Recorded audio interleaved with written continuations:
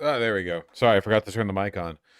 Oh, sorry guys, my tummy is so big and round that I turned the stream on and then I just went to lay down. I nearly fell asleep.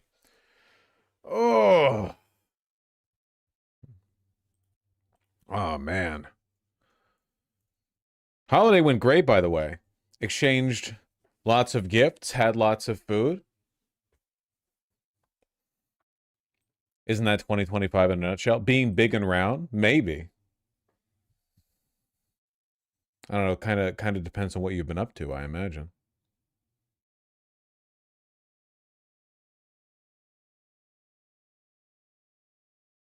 What's up, people?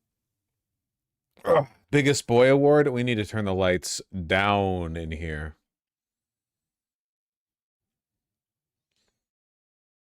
Ugh. Uganda's only Cybertruck rolled over on Christmas. It's a fucking Christmas miracle.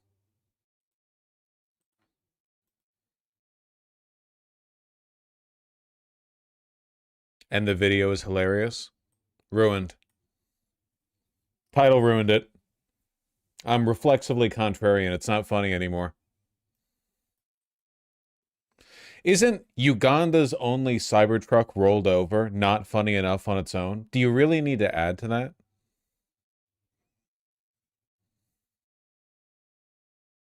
I made a Christmas dinner that was composed of gazpacho, southwestern egg rolls, cream chili, chicken chili. It was fucking delicious. That sounds great. I made some big beans, big beans, something gigantes, big beans, like a Greek recipe. Um, and I made gigantic gingerbread cookies. We had a big old glazed ham. It was great. Had a bunch of friends over, had a house party, mixed multiple friend groups. It went really well. It went really well. Very good, very good. Oh yeah.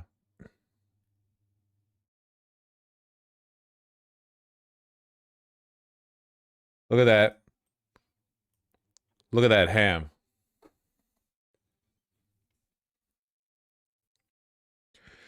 Did I see you at Pike Place last weekend, or am I insane? Well, I did go to Pike Place to get food, so no, you might not be insane. I mean, it could be an incredible coincidence, but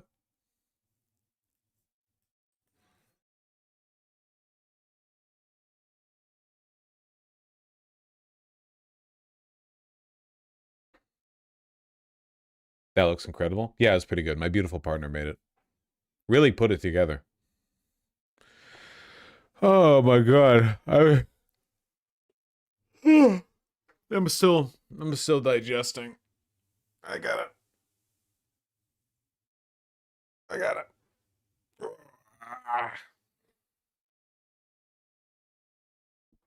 I'm trying to work through it. Hello, River. River's up on the PC. Yeah, I'm big and round. I'm just asking if you guys are. What'd you all do? Anyone celebrate Kwanzaa or fucking Hanukkah or whatever?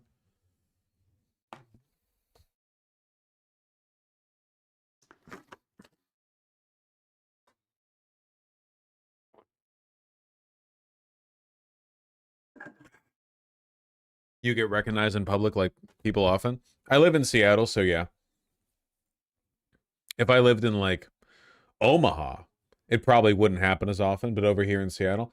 Any good side dishes? Yeah, my beautiful partner made um excellent mac and cheese with caramelized onions. As I said, um I made the big beans, gigantes beans, whatever. That was fantastic. We had stuffing.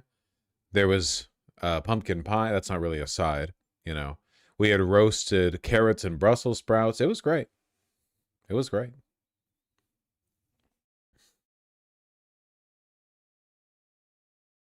That's a lot of beans, you nasty ass bitch. It really was. Like one bean. I saw a video on how to make it. And the Greek guy who was giving me the recipe recommendation was like, every bean is like a chicken nugget. Look at these beans. Look at how big those are.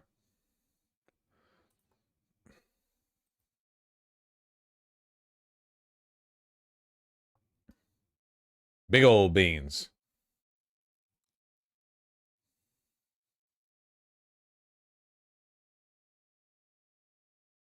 How were they? They were great, honestly. I could have done a better job cooking them, though. But I think I did a good job, you know? I just want to improve on the recipe.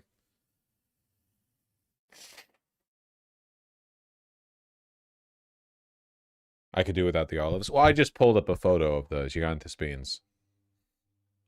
You know, I didn't employ olives in my dish.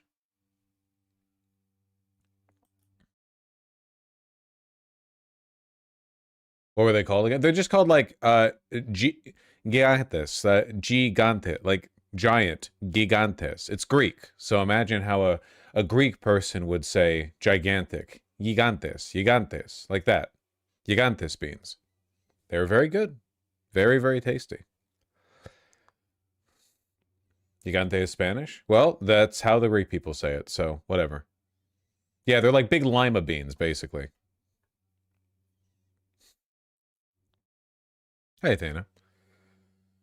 They look like gnocchi? They kind of do.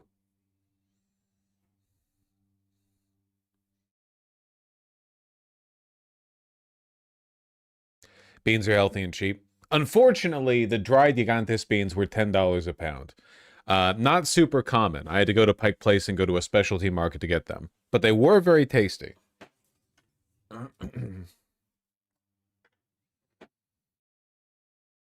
Very, very tasty. Also, like the 1 pound of them dry, they ended up absorbing so much water. They ended up being like 4 pounds by the time we actually ate them, you know?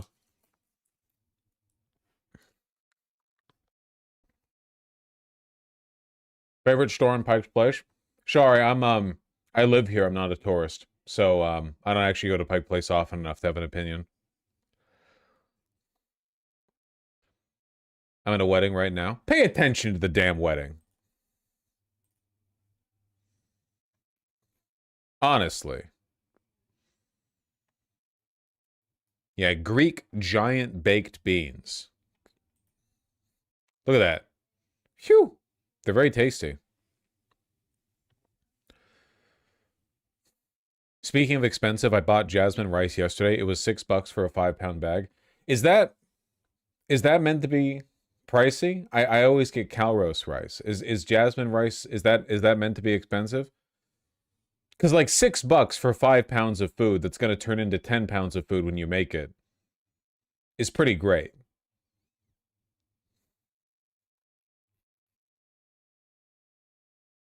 It was $3 a month ago. That's fucked up. I'm sorry. Rice is just so naturally inexpensive that any price point feels like I could go and pay $5 for a 10-pound bag and be like, that's like free basically. Or I could go there and spend $10 for it and I'd be like, that's free. Because in either case, it's an obscene amount of food for very little money, you know? It's kind of like when was the last time you paid attention to the cost of salt? Like going and getting a bunch of the yellow raincoat girl salt with the umbrella or whatever. It's like, oh, is it $2? Is it $3? I don't know. You buy one thing of that and then you have it for 4 years, you know? It's just Morton's, thank you. Yeah, it's so inexpensive that it doesn't even.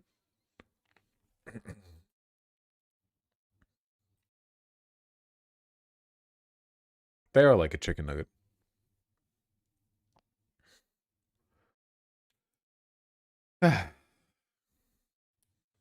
Remind Chad to not use unseasoned water when cooking rice. Yes, you should season your water. You use chicken stock, you can put a little bit of lime in there and salt the water if you want to. Do something. Ooh, river. River sunbathing.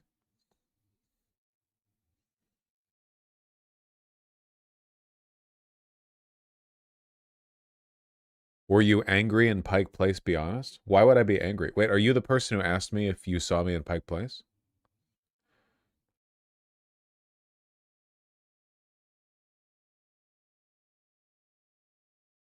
95% sure I saw Vosh at Pike Place last week, and what are the chances I'm not tripping and it was him? Were you at Pike Place last week? I swear I saw you. Did I see you at Pike Place last week? Were I insane? Judging from these messages, you might be insane for reasons unrelated to seeing me at Pike Place. Like, you being unwell and having seen me might be two disconnected, like, features of your life. I was going to ask you for a picture, but your RBF didn't look too pleased. RBF?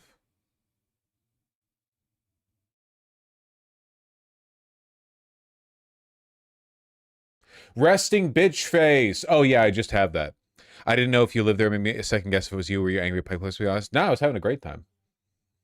I was out with my friends. I met a new friend. You know, it was great. I was cold. It was a cold day. I didn't bring gloves, but you know.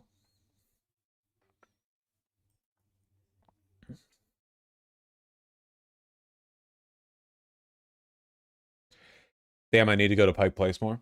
You're not going to see me there. If that's your goal to see me, it's not Pike Place. You got to hang out near like Blue Owl or Glasswing or something.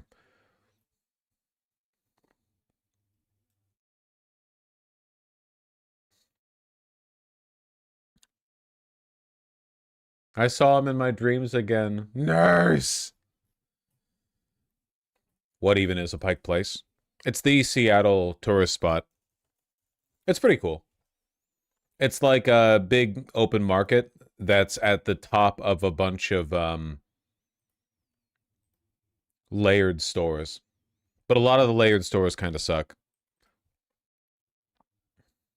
This standard tourist stuff, really.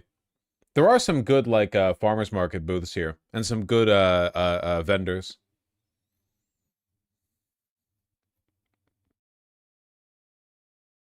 What do they sell to their farmers? Lots of fish. I'm being a little too down on it. Like, if you want to go there to get food, there's some banging fucking food here. Really, really good. Also, the location of the very first Starbucks. People really don't know what Pike Place is. Well, I can't expect everyone in the world to know about the, you know. Are those apartments above it? Yes. As a matter of fact, yes. A feature of Pike Place's design, or I don't know, uniqueness, something people like about it, certainly something I like about it, is that you can only set up shop there if you are like a one-of-a-kind business, and also it feels like it's right out of the time that it was built. So if you're walking around, oh man, this is a very, very recent. Oh no, it's not recent. This is from December 2021, but they got it during Christmas time, so we're sort of seasonally on theme. But yeah, no, they have apartments. I believe that are occupied by some of the staff at the market. But the first Starbucks is over here. They have some wonderful bao. There's Beecher's cheese. That's famous. First Starbucks is right over here.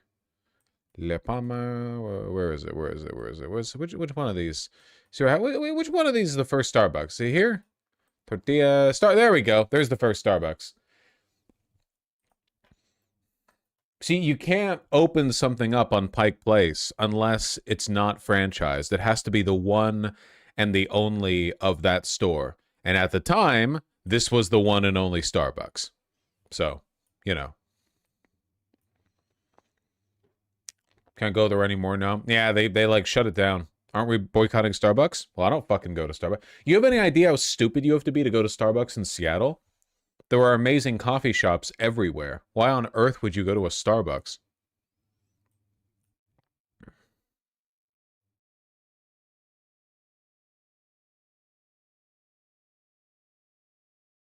Anyway, it's a cute market. All the vendors are inside here. You know, it rains a lot in Seattle. Got to put a roof over their heads.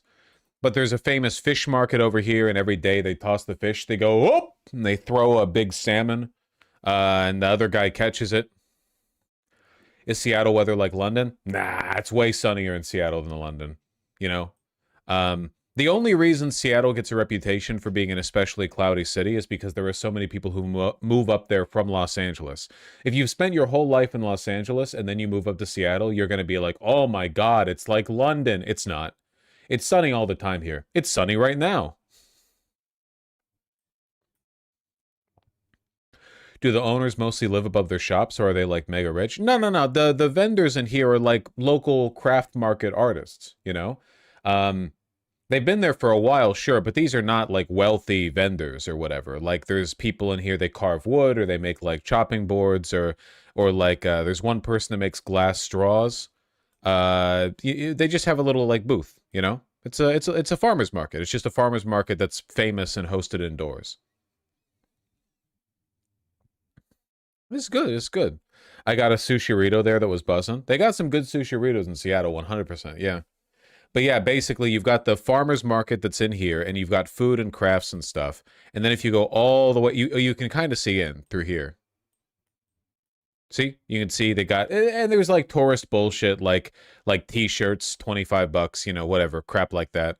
Um, and then you've got a little park over here that's always infested by homeless people. And I say infested in this one specific instance because like this area really does have an issue with it, you know? Like most of the time, listen, okay?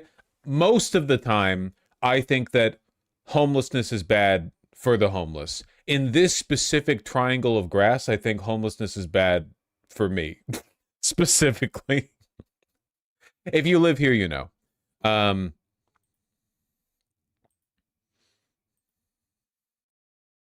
there we go. Yeah, in this triangle, I am Gavin Newsom. I got threatened by a homeless dude with a heroin spoon by the water over there. Oh, you got the real Seattle experience.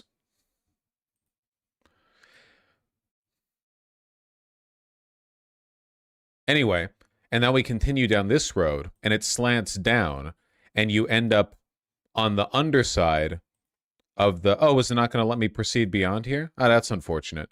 You end up on the underside of the Pike Place Market, which is this triangle. And what you see, they don't have the updated photos. They added the whole goddamn... Oh, here we go. Yeah, yeah, the walkway, Salish steps down to the aquarium. All this fun stuff, you know? All this really fun stuff. But this, the Pike Place up here, you're only looking at the top, okay? The whole thing is actually like 5 stories, you know? Like you see it from here and it's 1 story, but then you go down and there's stairs that take you down below Western Avenue and it's this whole like facility down here in the underside, you know? There's a lot in there. Good restaurants. Glad he's saying Pike Place correctly. He still says Cap Hill and I would have killed myself in a video. Whoa, whoa, whoa, whoa! What's wrong with saying Cap Hill? No, no, no. Tell me, what's wrong with saying Cap Hill? Everyone I know says Cap Hill. I think. I don't really pay much attention when other people talk. What's wrong with Cap Hill?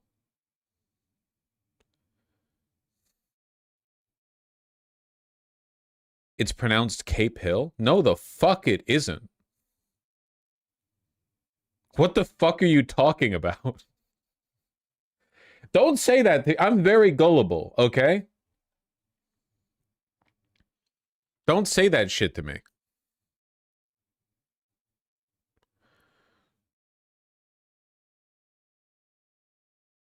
Where the fuck is Glasswing? Can I find it just from the here? It should be on Piner Pike, right? There's okay, you go Madison, and then you go further over to Melrose. Where's that one weird road? Here we go. Yeah. Right here. Where's Glasswing? Brackish, Melrose Market. Where's Glasswing? It's right fucking there, Glasswing.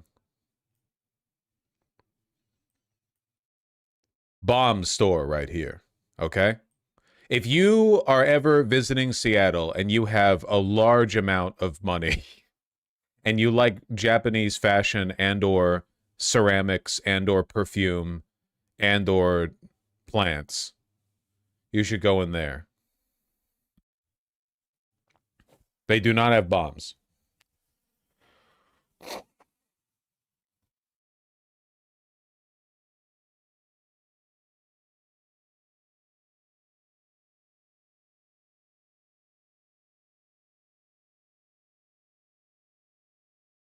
Cap Hill, gay. Cap Hill is gay. We're in Cap Hill. Lots of gay people. It is a woke street, yeah. They could never de-woke Cap Hill. There's no way.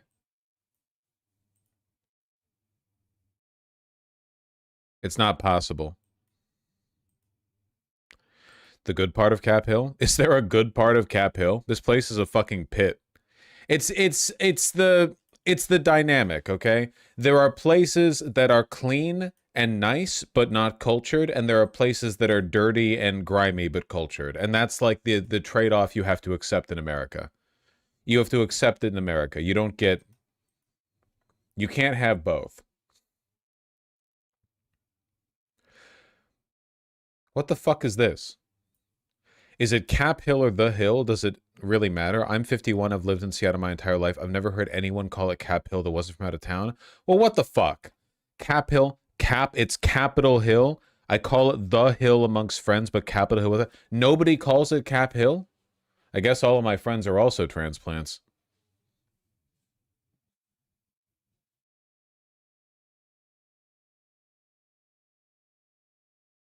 They smell the transplant on you?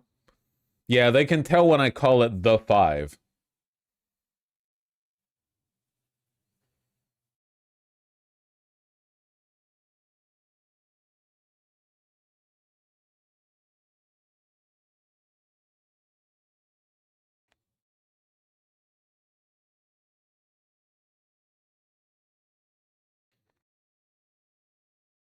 Is the Seattle freeze a real thing? What, you mean like people being cold and distant up here? Um, nah, people here are pretty nice. I don't know. I feel like most people are pretty similar most places, and people just like to make up stories about how big the cultural differences are. In reality, like urban America, there are a lot of parallels. If you fit in New York City, you'll probably do okay in Seattle, Chicago, Boston, Los Angeles, whatever else, you know. The big cultural differences are when you get out of the city. That's when you start, like, people really, you know, the monoculture starts to break down a little bit. There is an East Coast West Coast difference on average for sure. My understanding is that up until like 10 years ago, people didn't wear sweatpants outside on the East Coast, but they did on the West Coast, and now they do everywhere. So the monoculture has crept. I remember getting lectured once by a girl from Baltimore who was like, it would be considered impolite to go on a date and wear jeans over here. Like, you know, not necessarily like in a queer setting, but in like if you were a straight guy and a straight girl, you would wear chinos or trousers or something because jeans are workwear. Which is fair because jeans are workwear. But now everyone just wears jeans anyway. People are like, no, no, no, these are my dressy jeans because they don't have like a hole in the knee.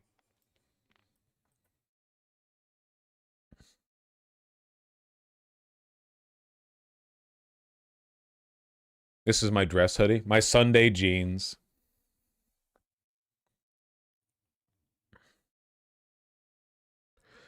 I'm from the Baltimore suburbs. Jeans would probably be seen as too casual. Yeah, yeah, yeah. So there you go. Whereas over here in on the West Coast, it's like, oh shit, these my dating partner's jeans don't even have holes in them. This is like they really dressed up for this. As someone who used to live in Seattle, Seattle Free is 100% real. Is this like a queer culture, non-queer culture thing? Because every time I go outside in Seattle, I go see gay people, and the gay people are like, "Oh my God, I love your hat," and I'm like, "Thanks, I love your large nose piercing," and they're like, "Thanks. Do you want to do ketamine?" Yeah, straight people are weird. I'm one, trust me. Yeah, yeah, but I don't interact with them, so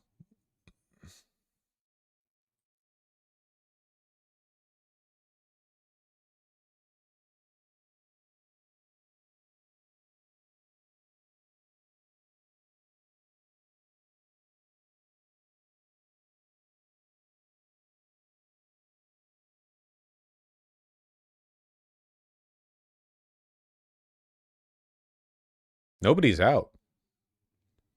These photos must have been taken at like 7 a.m.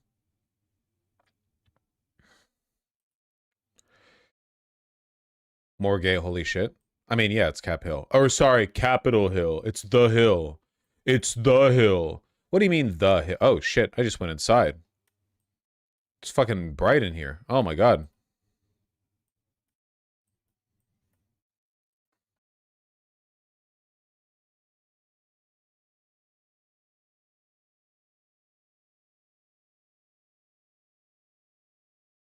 Got the Black Lives Matter road decal paint.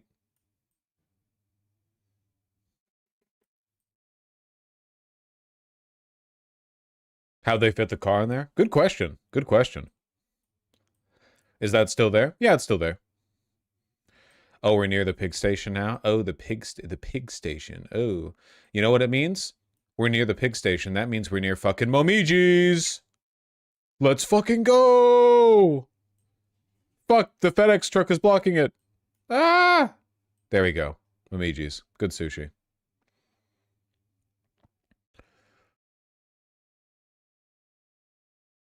I hope the small businesses are doing well. They're probably doing okay. Seattle's economy is doing all right. Where's Doghouse Leathers? Man, I haven't been. I don't know where the fuck Doghouse Leathers is. Where's that other leather bar? What is it? It's this way. Wait, where is it again? You go this way and then you go up Madison, right? It's up here? It's right up here? Or is it the other way? Come on, you guys. Oh, yeah, here it is. Pony. Hip gay bar and vintage digs with a patio. That's leather bar, right? Every time I drive by here, there's a line of like 50 people out, and it's all gay people who are dressed like they're going to get fucked in the bathroom of this club. Where's the other one? What is it called? The Cuff? Where's the it's on 12th, isn't it? What are we on right now? We're on 13th.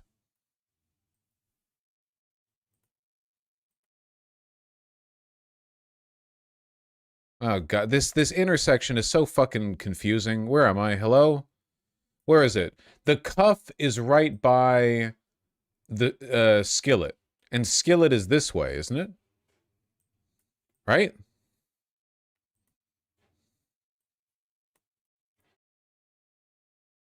Yeah, well, we're on 12th, but it's not further this way, so it's got to be this way.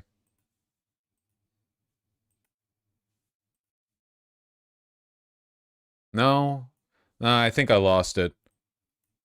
Is it on 10th, not 12th? Who laid out this city? Who designed this shit? I'm lost. Fuck the recall. Block party. Type shit. 10th, if I recall correctly. 10th, not 12th. Where's a cross street? Where's a cross street? Give me a cross street. Okay, 10th. Go to 10th. Zoom. Now we're on 11th. Zoom. Now we're on 10th. Okay, so now we go this way. Numos? Okay, I think this is it. Oh, wait, this is a good music venue. This right here. You can tell because of the... because of how it looks. Is the cost of living as bad as people say in Seattle? Yes. I gotta get out of Arkansas. The queer scene's abysmal. Well, however much it costs to live in Seattle, the price difference from where you live now is not as significant as the gay difference. Like, you might be paying twice as much to live in Seattle, but you will get 20 times as much gay. So I'm just saying, like, it does math out favorably if that's what you're trying to maximize for. Here's the gay IHOP. Wait, where the fuck is the Cuff? Guys, help me get to the Cuff from here. Where's Skillet? I'm not backing out of the street view, okay? Where the fuck is it?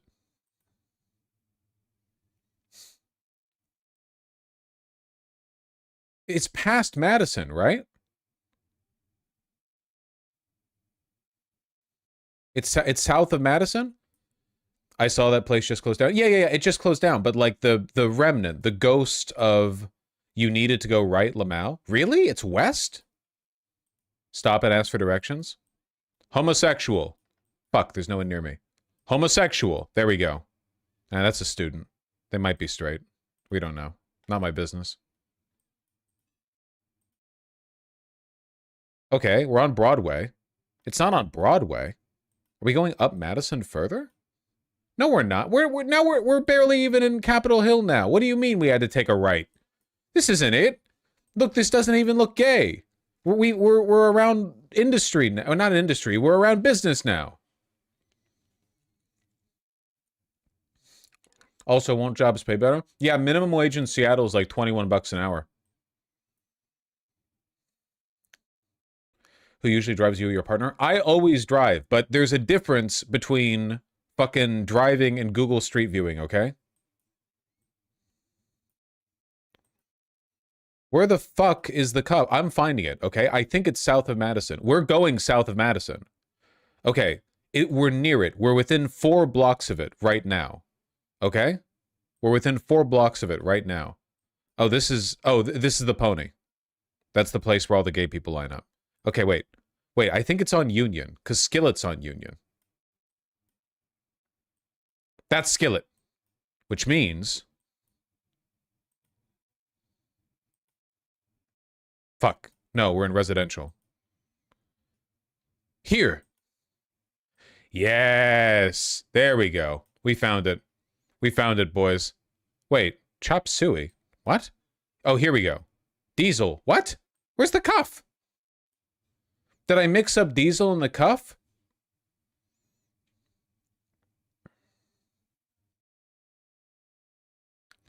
$13th? What are we on now? We're on Madison and 14th.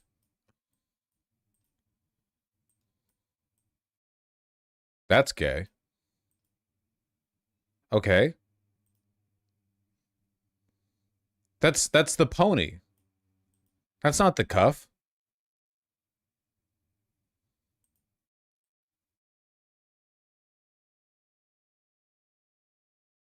This is the college. It never existed, you're crazy? Focus, V. Maybe it never existed. Maybe the cuff never existed. That's so fucked up.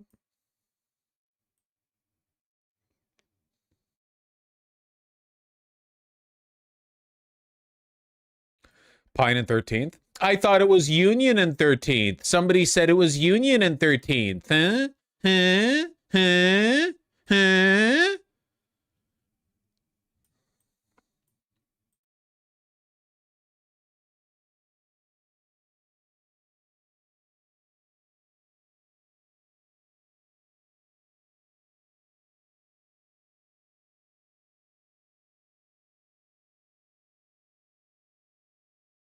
That's mine. Yeah, that's my cheese. Here we go. It was not by Skillet. The Cuff. Gay bar and dance club multiplex. Only 3.5 stars. Right next to my least favorite parking lot in the entire city. Look at this shit, man. This doesn't lead back onto the street. So if you want to park here, it's actually, you have to like slither right past this little bush and park in here. Why would you drive in Cap Hill? Because sometimes you have to drive, okay? Sometimes you're going to a bar and you can't drunk drive unless somebody brings the car, okay?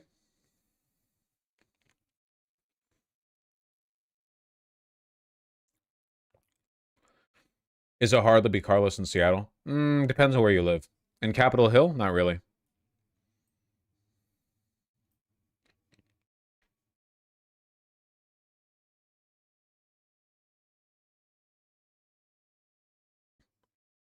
Can we get to, hold on. There's so much beautiful shit in Seattle. Let's get from here. Let's go to the rich neighborhood. Who wants to go to Volunteer Park? Oh, hello, weird Orthodox Church. Hello, Russia Church. I remember you.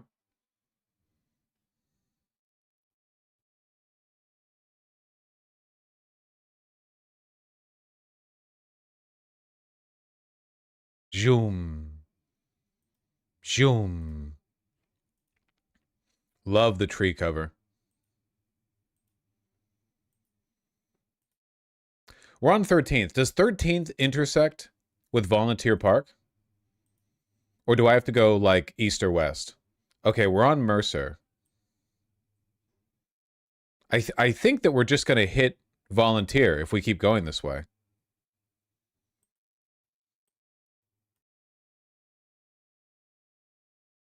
Oh, I can feel the neighborhood getting wealthy. Oh, yeah. Oh, yeah.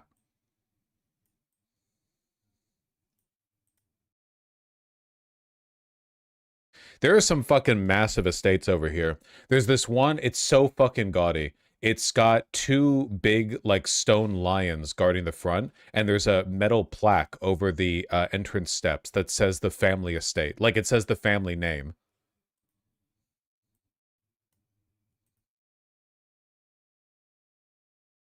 It's so much. You? Yeah, yeah, yeah, for sure, for sure, for sure. Can we get into the park? Oh, can we, like, can we enter the park? Here we go. Everyone's favorite dog walking path. You have the water tower.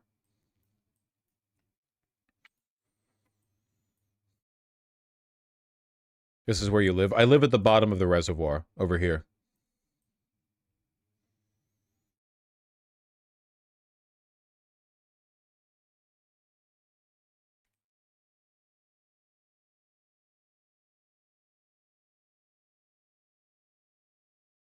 Yeah, I'm a Swerson.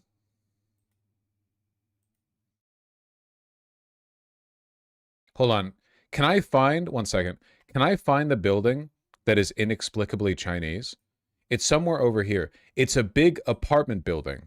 And for reasons I can't quite explain, it's Chinese. I don't know. I don't know why they got a little Chinese with it when they were building it. And I have no idea if I'd be able to find it from the sky. No, no, no. It's like a wealthy.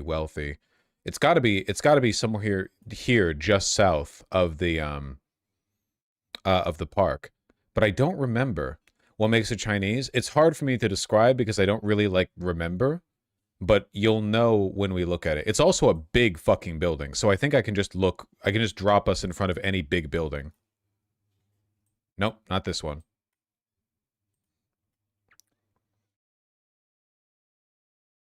It's big and it's facing from the east side of the street. So it's facing west, okay? Big building facing west. Very Chinese. Very Chinese. And it's like right by the park.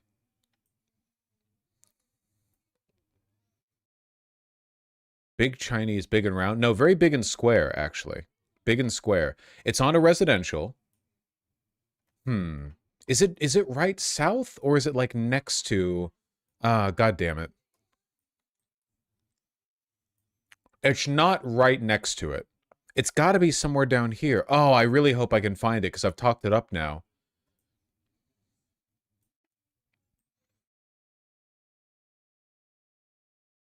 Espresso Vivace, Capitol Hill. You're on your own, kid. Does nobody know what I'm talking about? That big apartment complex that got a little bit Chinese with it? Does nobody know what I'm talking about? Is it this somehow? And it's not as big as I remember? No, no, no. It's much larger than this. Much, much, much larger than this.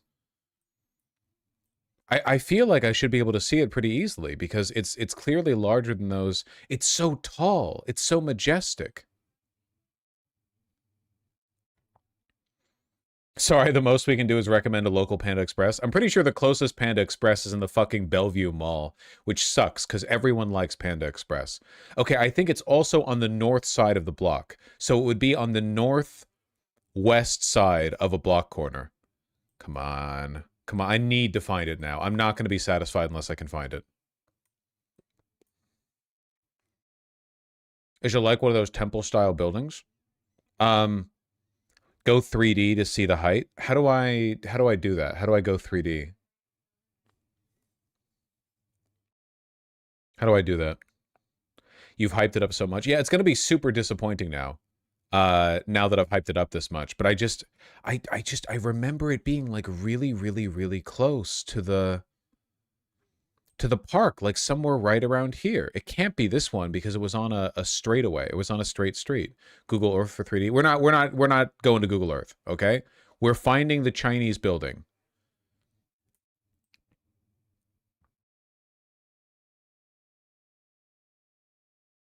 It can't be any of these.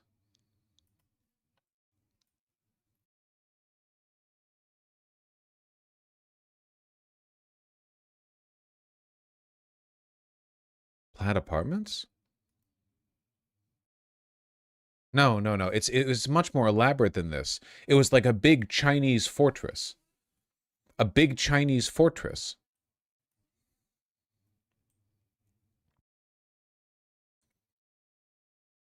In my mind, it's probably a lot more impressive than it actually is. But I'm committing to this bit. Like, it doesn't matter how long it takes. The stream doesn't get to advance beyond this point until we're in like an adventure game, okay? Until you find out which item in your inventory is meant to combine with which feature of the environment, we are literally not proceeding past this point. There's no other way forward. Mr. Everard is helping me find my gun. Mr. Everard is helping me find my gun. Mr. Everard is helping me find my gun. Please. Where is the Chinese building?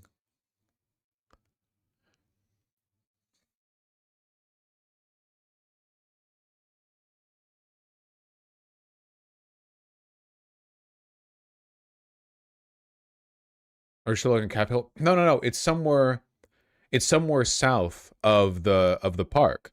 And it's on a straight residential road. And it's on the northwest corner of the block. And it's quite large.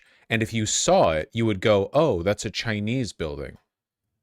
This is like a Ming Dynasty fort that was constructed to defend Seattle against Japanese invaders. You would understand immediately.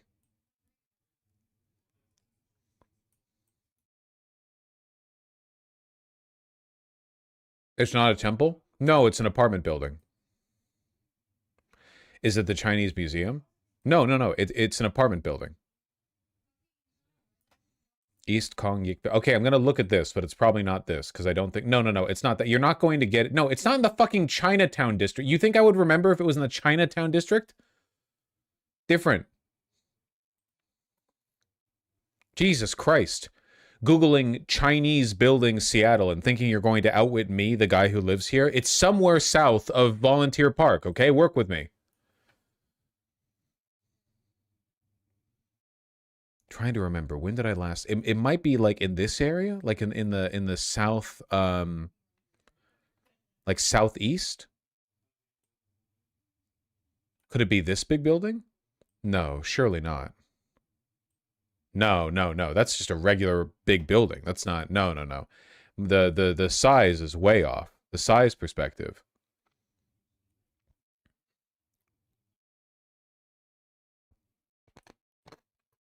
Somewhere over here? No, that's a school. And those are regular apartments. It's big. It's big. It can't be small. It has to be big.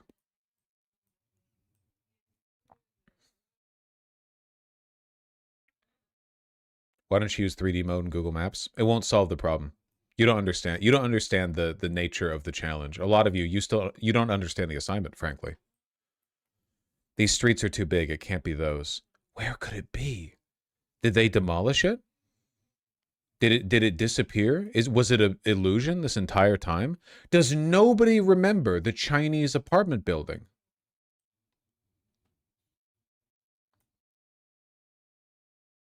Maybe she took it back to China? Maybe. The Mongolians got it? That's so fucked up. What's up? Hey, I'm trying to find the Chinese apartment building. My love? Do you remember the big Chinese apartment building that we walked past? We were going on a big walk and we were south of Volunteer Park and there was a big apartment building and you and I both pointed at it and we were like, that's like a Ming Dynasty fort built to protect Seattle against the... Yes! Right? I don't know where it is, but I remember. You remember? Yeah, okay. Yeah. Okay, that's... Yeah, affirmation.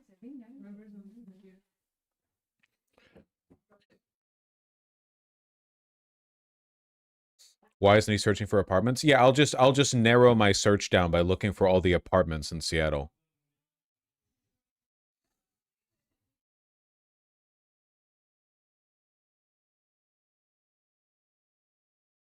I'm going to fucking find this. I literally don't care if this tanks the stream. The viewer count can go down to 500 for all I fucking care. This is all you're getting. I do not care. Look at the Park Ridge Apartments. No, it can't be that. That's not Chinese enough. It's somewhere... Oh, my God.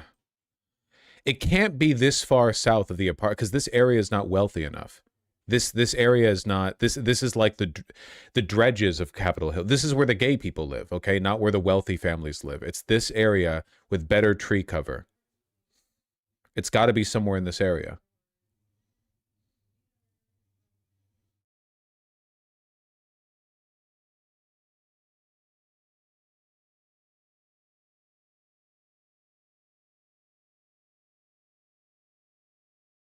It's not on Aloha Street, and it's not past 10th. Those roads are too big. Everything back here is too, it's too poor, okay?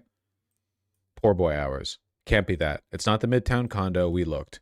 Can't be Highland Apartments because it can't be on the west side of the street. It has to be on the east side of the street. It's on the northwest chunk of the block that it's on, of the rectangular block that it's on. These are just regular ass fucking buildings. It's going to be so anticlimactic now. Oh yeah, this is going to be super super super disappointing when we finally get to it, you know? We're going to zoom in on it and I'm going to be like, finally, after 45 minutes and half the viewers left, and people in chat are going to be like, well, I guess it kind of looks, it's like painted red, you know? Are you certain it was an apartment building? It could have been something else. Okay, I'm like 99% sure that it's an apartment building. The problem is that the building is really big. It was a large building. It took up about 1/2 of a block that was this size. So it would have to be around like yay big. It was like the width of 4 or 5 large single family houses together.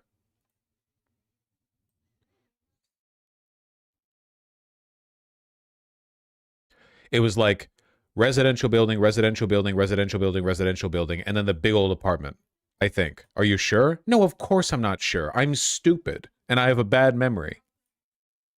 I forgot the word for Brussels sprouts over Thanksgiving dinner. I called them green balls, all right? I'm a live streamer. I'm cognitively damaged. It's a miracle I can function as well as I do.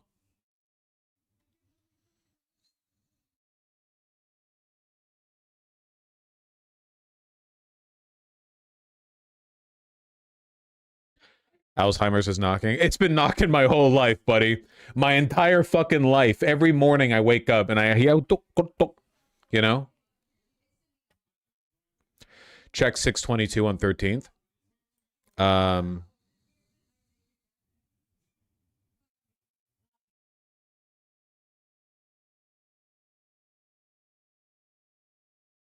Why does it not give me the fucking address when I click like that? That's 500.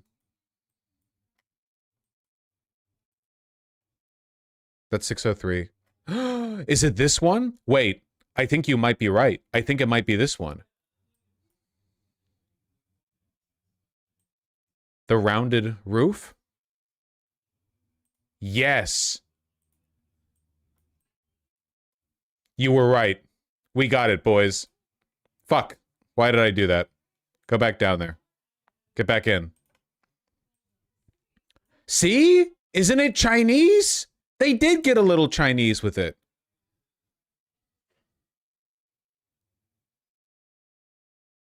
Cool, man. Yeah, sort of. Okay. Yeah, I guess so. It's very large. Look, this is a human for scale, okay? They made the gate 20 feet tall for some reason. It is a cool building. Sure, man.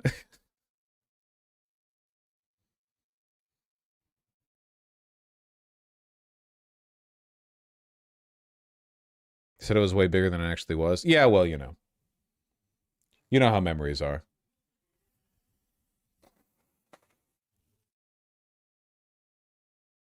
Is it because it's natural stone? Is that it? Are you plaster break? Look at it. It's got like a pagoda. A padoga. Look at this. You're seriously telling me you're not getting any China from this? Look at this. Don't fucking... Don't play dumb.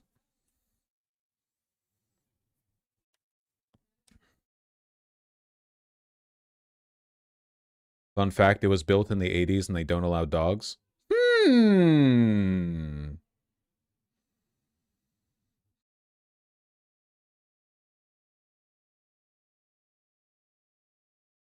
All right. Good exploration, team.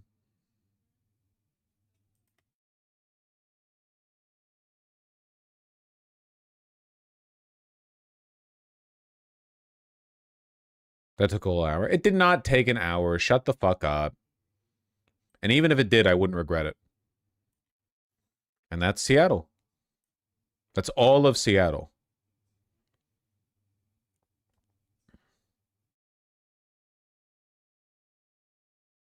Speaking of SoCal and rain, I don't remember talking about either of those things. There was flash flooding all over Kern/San Bernardino County. In my hometown area of Antelope Valley, there was literally a river in the desert.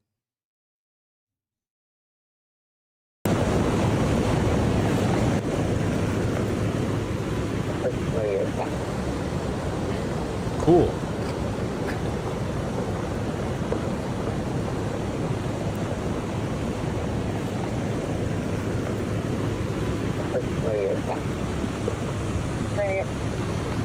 Is it worth moving to Seattle as a poor Eastern European trans? Yeah, fuck it, why not? They've got good, like, piroshkis. They've got piroshkis on 3rd.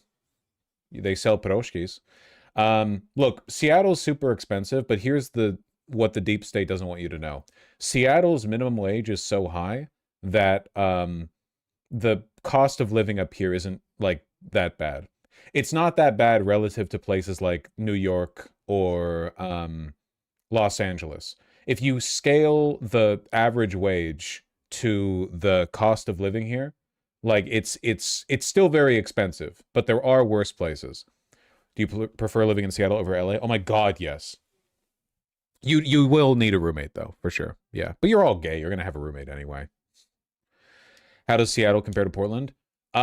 Seattle has a lot more money flowing around it. It's a lot more economically prosperous. I think that Portland's downtown area is way better. Like, Portland has a couple of blocks that are just really fun to be around. Like a chunk of the city that you can walk around and pretend you're on the East Coast.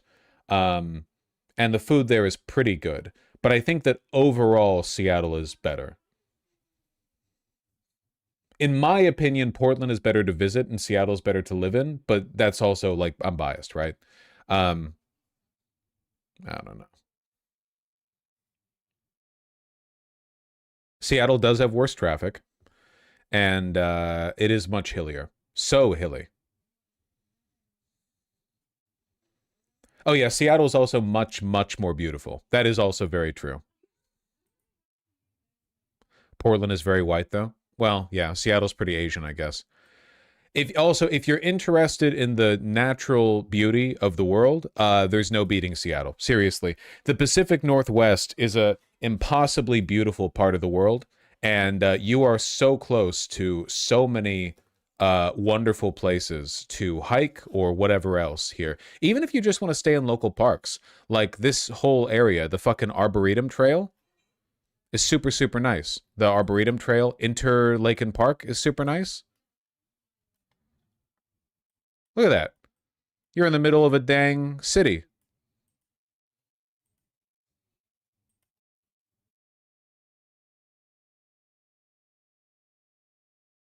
But does Seattle have good beaches? Not really. It's got like one, basically. Gasworks is gorgeous. Yeah, oh, for sure, for sure.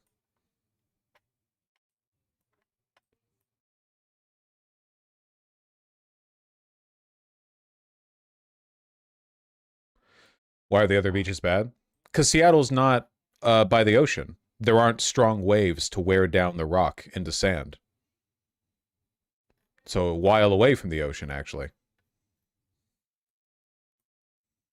You've got you've got what's it, Alki Beach over here?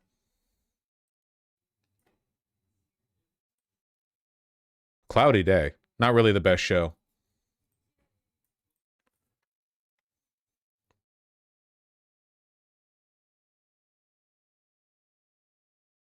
Bro, that's not a beach. Well, I didn't land on the beach part, you piece of shit. There, here's the beach part. It's got volleyball courts or whatever. There you go. You've got hot, shirtless people running around playing volleyball. Great, very good. It's not known for its beaches.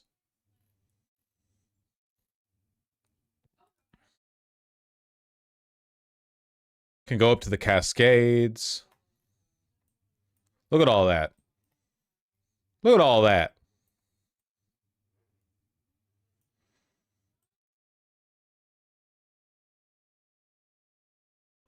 The Appalachian Mountains. They are called the what is it? Northern Appalachia, Western Appalachia, Washington's Appalachia. They do call it that.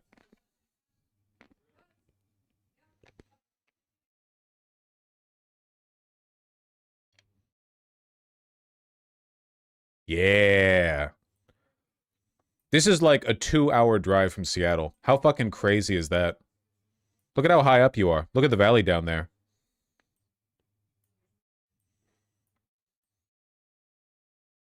Are there bears? Yep. Just black bears, I'm pretty sure. Leavenworth is pretty cool. Yep. Leavenworth is super cool. The like weird reclusive Bavarian holiday town. Where is that? Where's Leavenworth? Where's Leavenworth? Where's it hiding? Woohoo! Yeah, buddy. God damn. Hey, look, you can still see Mount Rainier all the way like 100 miles south. Isn't that crazy? Right over there.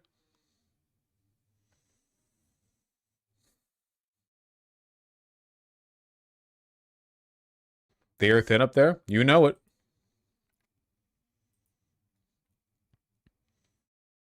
See, that's from there.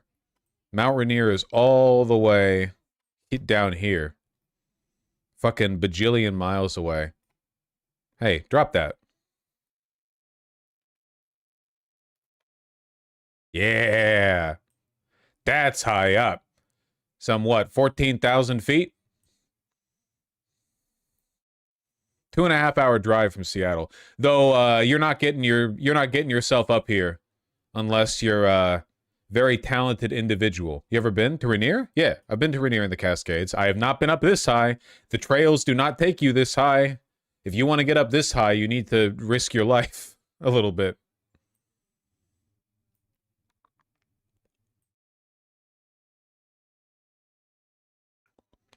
Didn't your car get stuck in Rainier? Yeah, it was pretty fun.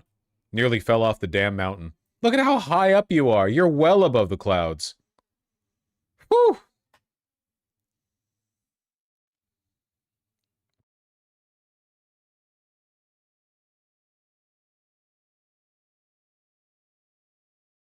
Yeah, let me find a vantage that's more at the height I got up to. This looks closer to how high up I got, judging from the clouds. But not here. This place looks way the fuck scarier than anything I saw. Can I find... Where's the Skyline Trail? Glacier, Pyramid Peak, Tula Rock, Liberty Cap. The Skyline Trail's down this side, right? Give me a... Oh, there's the Skyline Trail. Okay. Not a great picture. Give me a better picture. Yeah, like right here. There we go. There we go. That looks right. That looks right. So pretty. Yeah, this stream sponsored by the Washington State Board of Tourism. Yep, yep. If you were given a chance, would you climb Mount Everest like halfway up or something? No. I'm not in that good a shape. Also, the Everest trail ecosystem is fucked. It's just like wealthy American dentists paying Sherpas to carry their shit up so they can, like, I don't know, litter on top of the mountain, maybe die or whatever. I prefer to be humbled, not elevated by my hiking experiences. I remember very earnestly taking the Skyline Trail, and the whole time I was like gasping and dying, and I was thinking like, this is the highest up from the earth I've ever been on my own 2 feet. I'm gonna die, like I'm gonna fall off the edge of the cliff and roll down. I'm gonna roll 9,000 feet down to the ground, and then I would take a second to like catch my breath, and I would get lapped by a father with a 2-year-old on his back and a 4-year-old walking along next to him, and they're both just skipping up the mountain. I'm just like, and then a family like just whoo, you know, and that's fine by me, right? Like that, I think that's an honest, sincere reflection of my skill and talent, and I'm okay with being mocked like that.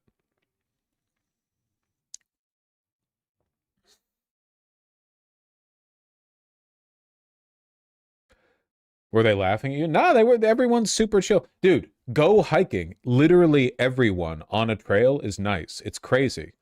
It's like the only, first of all, if you go hiking and you encounter other people who are hiking, all of them are liberals. Conservatives are too busy voting for Trump and fucking their relatives. Everyone out there is a liberal. They're all really, really nice people. Like all the time. It's crazy. It's like that and bouldering. They're all crazy fucking nice.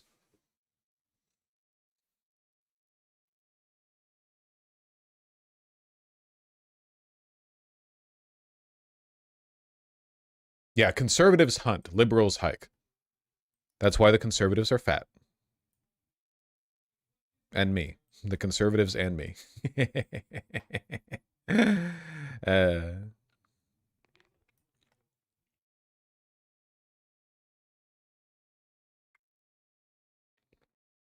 big and round. Yeah, Rainier is really good if you just want to get that elevation. The Cascades are great if you want beautiful, like rolling valleys and hills and stuff. Shit's incomparably beautiful. Look at that. Seriously, can you imagine? Just think about it. Just think about being here.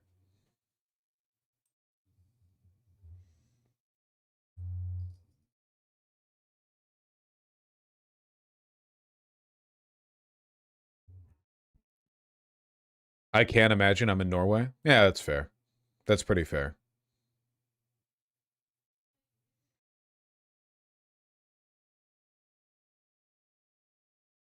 I've never been to Vancouver, so I can't really say.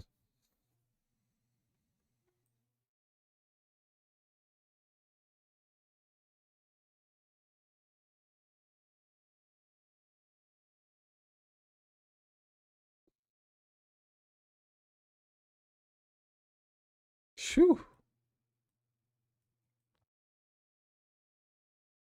Make the pilgrimage to the Vancouver Costco. Nah, NL says it sucks.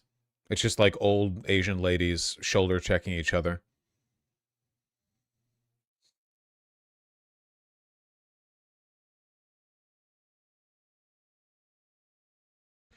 Makes me remember and be nostalgic for the time I was in Vatnajökull.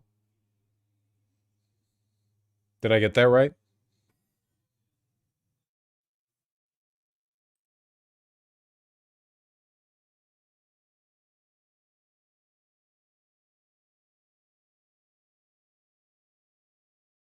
How's Mount Rainier? I want to visit there, but is a lot of difficult hiking. Okay, here's my eval.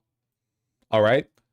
It was difficult hiking for me, but there were normal looking people doing it much easier than me. So that's like, if you are not in shape, I think that it would be very difficult, but you could do it as long as you don't have any disabilities or injuries and you're like reasonably well put together.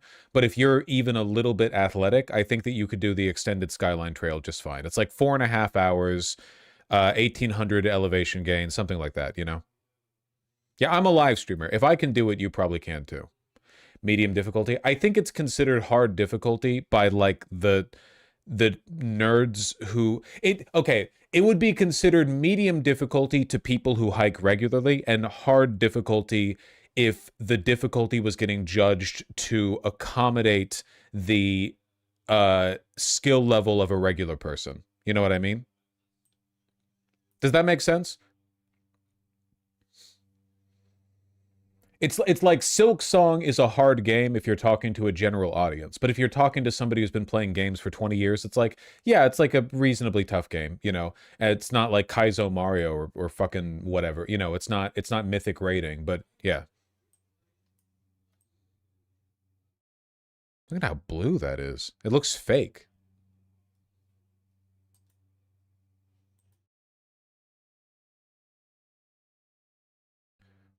Since we're wasting time and bleeding viewers anyway, where's Leavenworth? No, seriously, where's Leavenworth? Marble Mount. Da, da, da. South and east. There it is. Leavenworth's cute. It's like a Bavarian village they built out here for some fucking reason. So everything is, well, Bavarian. Thankfully, they were countering the innate Hitlerite vibes of the Bavarian aesthetic because there were a bunch of like, in this business, all people are legal or whatever. You know what I mean? Signs. So everyone was getting real woke with it.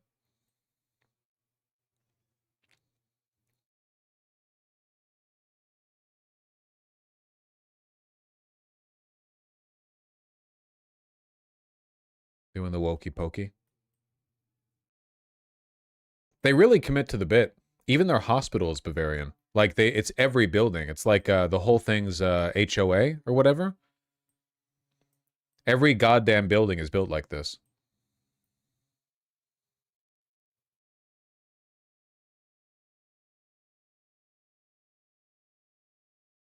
Doo-doo-doo.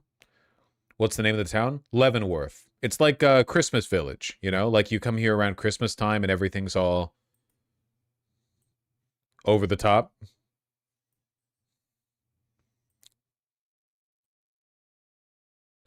And it was founded in 1946. Wait, real? Was Leavenworth founded in 1946? There's no way. That's too convenient for your narrative. Your narrative posting.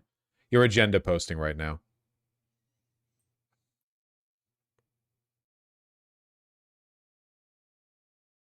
Plus, you're surrounded by the mountains. Very pretty.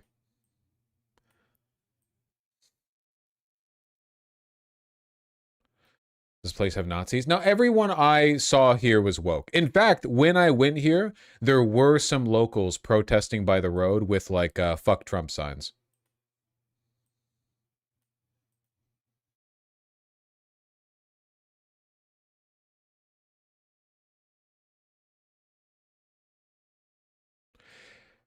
Bavarians don't equal Nazis. Well...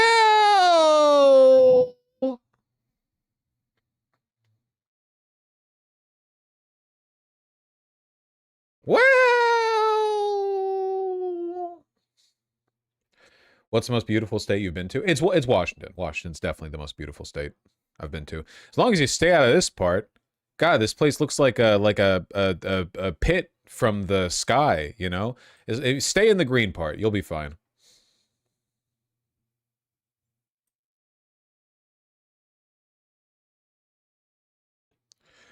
What's the ugliest state you've been to?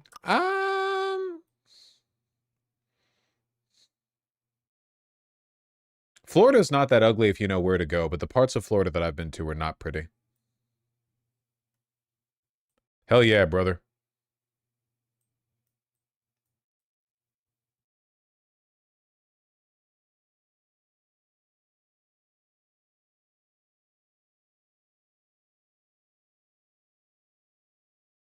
All right. Oh, man. We can't do this the whole time. I have to, like, make some money today. I spent a lot on gifts. I got a close friend of mine some gloves from Capital.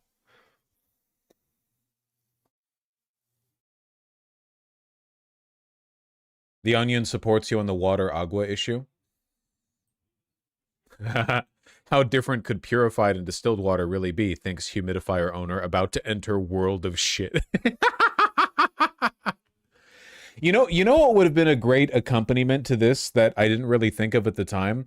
The fact that tree does not have a technical definition. Like, there isn't a category of plant called tree that scientists use. But you could still accuse a person of lying or telling the truth when they use tree, you know? Palm trees are grass? That's fucked up.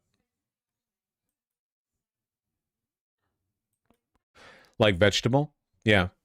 Turns out the world is actually really complicated. In philosophy, game is also really hard to define. I mean, if you get right down to it, literally everything is really hard to define.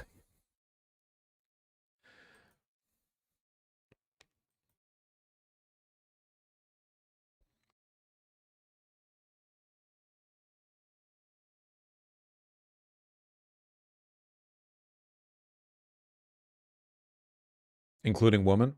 No, that's not true. A woman is a person who squeaks when you grab their waist from behind, and a man is someone who gets, like, mad and defensive when you grab their waist from behind.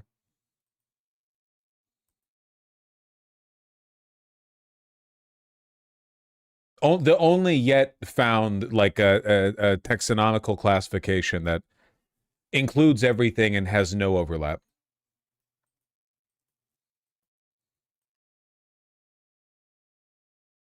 You see the Andy Austin video? I have no idea what you're talking about.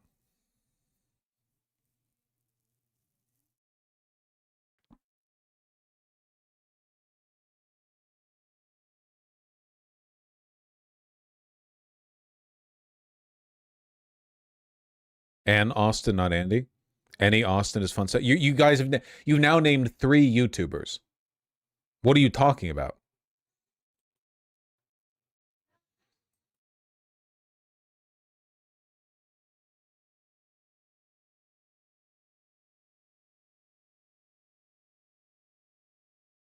FD Signifier posted a really bad video about Mamdani. Oh, there we go. That's the lead-in I was waiting for.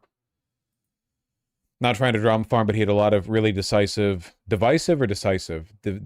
and anti-electoral takes. Isn't he, like, generally anti-electoral? That's not really new, right? Oh, God, it's like 48 minutes. Okay, we can watch a minute of it. Someone, trigger warning, someone give me the timestamp ahead of time where he mentions me. It's not drama, we're just taking a look. Did anyone see in the recent Mamdani video that he shaved and he just has a mustache? That's crazy. That's crazy. I support that because as a guy who's had a beard for like 50, 60 years, I sympathize with the desire to test people to see if they still love you when you shave. And based on what people were saying, I mean, I'm sorry to say, I don't know if they do. All right. I got my cloth, y'all, but I can't find my glasses. I think they're in the car. We're not going to watch the whole thing, of course. You know, we don't need to like. We're not here to beget or stir shit or whatever the fuck. I just want to see. I just want to see the bit. And the car's in the shop, so we're just gonna feel a little different this time.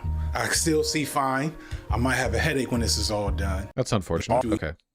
From our government and our economy and how all these things should be organized. You guys see Kat Abigazela said that she's leaving Twitter. I think that's kind of unfortunate. I know that every time she goes on Twitter, she gets absolutely fucking dogpiled, but I feel like you have to be able to be the lightning rod. You know what I mean? Like it's kind of hard to communicate outside of that. I guess there's Instagram or whatever, or TikTok. I just don't really use those apps, so it feels more of a deal to me, you know? All of that is shifting. It's not a fever pitch. It's not fully saturated. It's definitely not perfect, but it is happening. One example of this comes from the story of a legitimate socialist running for mayor in New York, Buffalo, New York, back in 2021. You may have missed this because it was relatively niche at the time and it was at the height of the pandemic, but in Buffalo, New York, a black woman named India Walton ran as a Democratic socialist and won her primary race against a long-standing establishment candidate named Byron Brown, who had been entrenched in the role of mayor of that city for almost 20 years at that point. Like most major cities, the Democratic nominee race was the only real election that mattered, and by winning the nominee, India Walton was all but guaranteed to become the city's next mayor, or so it was thought. See, the Democratic Party, surprise, surprise, showed its true colors and its allegiance to power and the status quo by helping Byron Brown mount a massive independent campaign in Buffalo as a write-in candidate, even helping him mass produce stamps to give out to voters that they could use to write his name in for mayor by just stamping the name on the page, which sounds illegal, but you know, I don't know. Despite the fact that Brown had been mayor for going on 20 years and had seen the city decline in numerous ways that entire time, this was presented as a win for the people. That's weird. I mean, they did that shit with Cuomo, right? But in reality, the Democratic establishment in New York just refused the people's will and did not get behind the candidate chosen for their party. Furthermore, Brown received significant support and donations from New York City Republicans that fueled him to victory. Hilariously, Brown would then abandon his role as mayor 2 years later after he accepted a role as a CEO of a horse betting organization or something in New York. Okay, wait. So when are we getting to the Mamdani stuff? So far, I love the info. I just want to know where we're, you know. Things, the mayor-elect of New York City. Recently, Mamdani made history by becoming one of the youngest and maybe I think the first ever Muslim mayor of the country's richest, most populous, and most important city. He has immediately thrust himself onto the big stage of politics, becoming a powerful figure in the Democratic Party, and he comes into that position with a ton of fanfare, goodwill, and hope. Neil Gaiman? What are you doing in my falafel? And the last time I've seen something like this was in 2008 with Barack Obama. That he is first and foremost a politician, my goal still is not to just simply point and say Mamdani is bad actually, but to remind people that regardless of how good or bad Mamdani's politics are, it's our work and our energy that we put into him that is the actual real value and real lesson that we need to be paying attention to. But now that Well, that's true. That's true.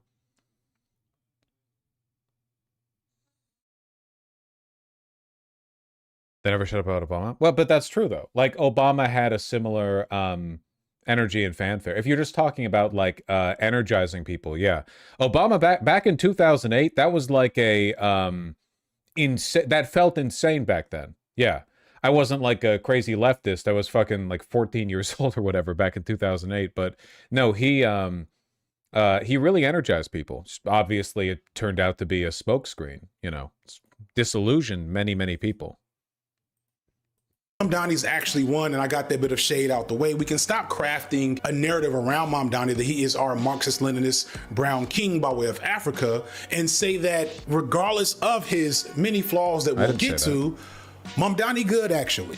There's some serious criticism to engage with around Mamdani that I will get to in a moment. But what I really want to do here is try to model a type of pluralism. Try to show that you can embody two truths at once, something that so many of us have been speaking about Mamdani, and they're like, he's a unique talent like Obama, and they view him like his energy. You know, Obama made that call. Like, I'm so curious. I wish I was a fly in the wall. Yeah, that call must have been, I think, because he didn't endorse him, but he was like, if you need some advice. Indication of how things would go. The main thing to consider about Obama as it pertains to Mamdani is that regardless of how he might have been perceived going into his presidency, Obama very quickly showed his cards once he was in. He very publicly filled his entire cabinet with establishment figures, people with significant ties to the financial industry, and lobbyists, along with any other type of narrative you can think of. More significantly is that he also very quietly— The whole video is focused on grassroots work because politicians may and often will disappoint you. But that's true, though. Okay, that's true, but it's conditionally true. Because there is a difference between a politician disappointing you because they are lying to you or because they did lie to you, and a politician disappointing you because it turns out the levers and mechanisms of power are super complicated, and behind the scenes there's a whole war for control happening that you're not really privy to. So inevitably, there will be compromises, there will be difficulties that you can't understand the full range of. There will be things that Mamdani wants to do and is trying to do, but attempting to publicly advocate for it would cost political capital or violate some promise or expectation behind the scenes, and in so doing compromise his ability to do other good things, you know? So the conditional statement, I guess, is even when politicians disappoint you, that doesn't mean necessarily that you shouldn't support them.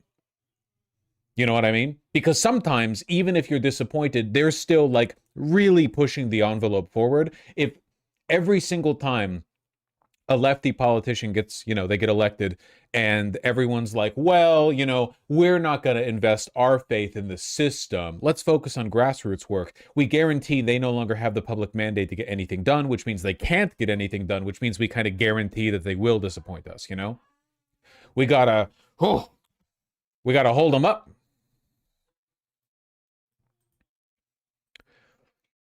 I guess it's like, if he pushes as hard as he can for free childcare, which so far he has, right? He pushes and he pushes and he pushes and he pushes, as hard as he can. And because of, other factors, in spite of his best efforts, he can't get it done. We should direct our anger towards the people blocking him, not towards him. Because he's doing his job there, right? I mean, he's fighting as hard as he can. We have to assist, because there's nothing the liberal deep state wants more than for us to get disappointed and turn on him. They would love that. All the people preventing him from getting it done would be like, oh my God, that's fantastic. They eat their own so fucking easily. He's not even the problem, and they're going after him.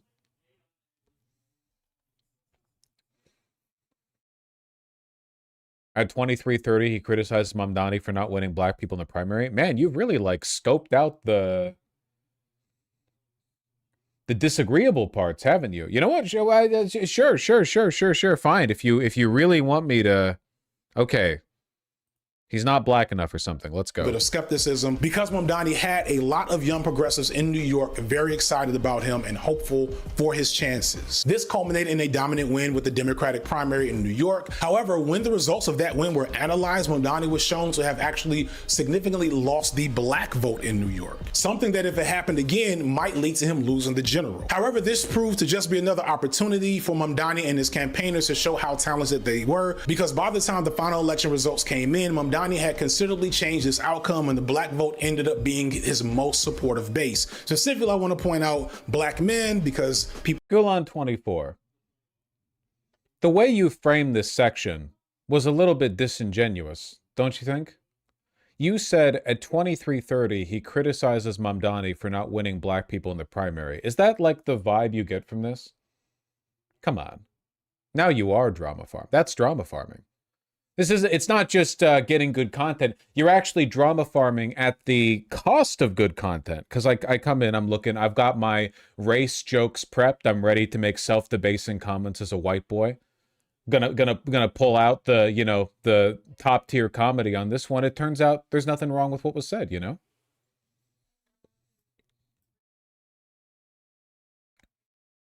I love you, but you should really just shut up and learn from FD. Okay, Rubles, now you've activated me again. What exactly... All right, this white boy's ass is seated. What exactly should I learn from FD? Out of curiosity. I'm not saying he doesn't know anything I don't know. I'm just wondering if there's a specific point that you wanted me to familiarize myself with, right? My white ass is seated. What should I learn? I'm just watching the video, you know? Everyone's so damn antagonistic.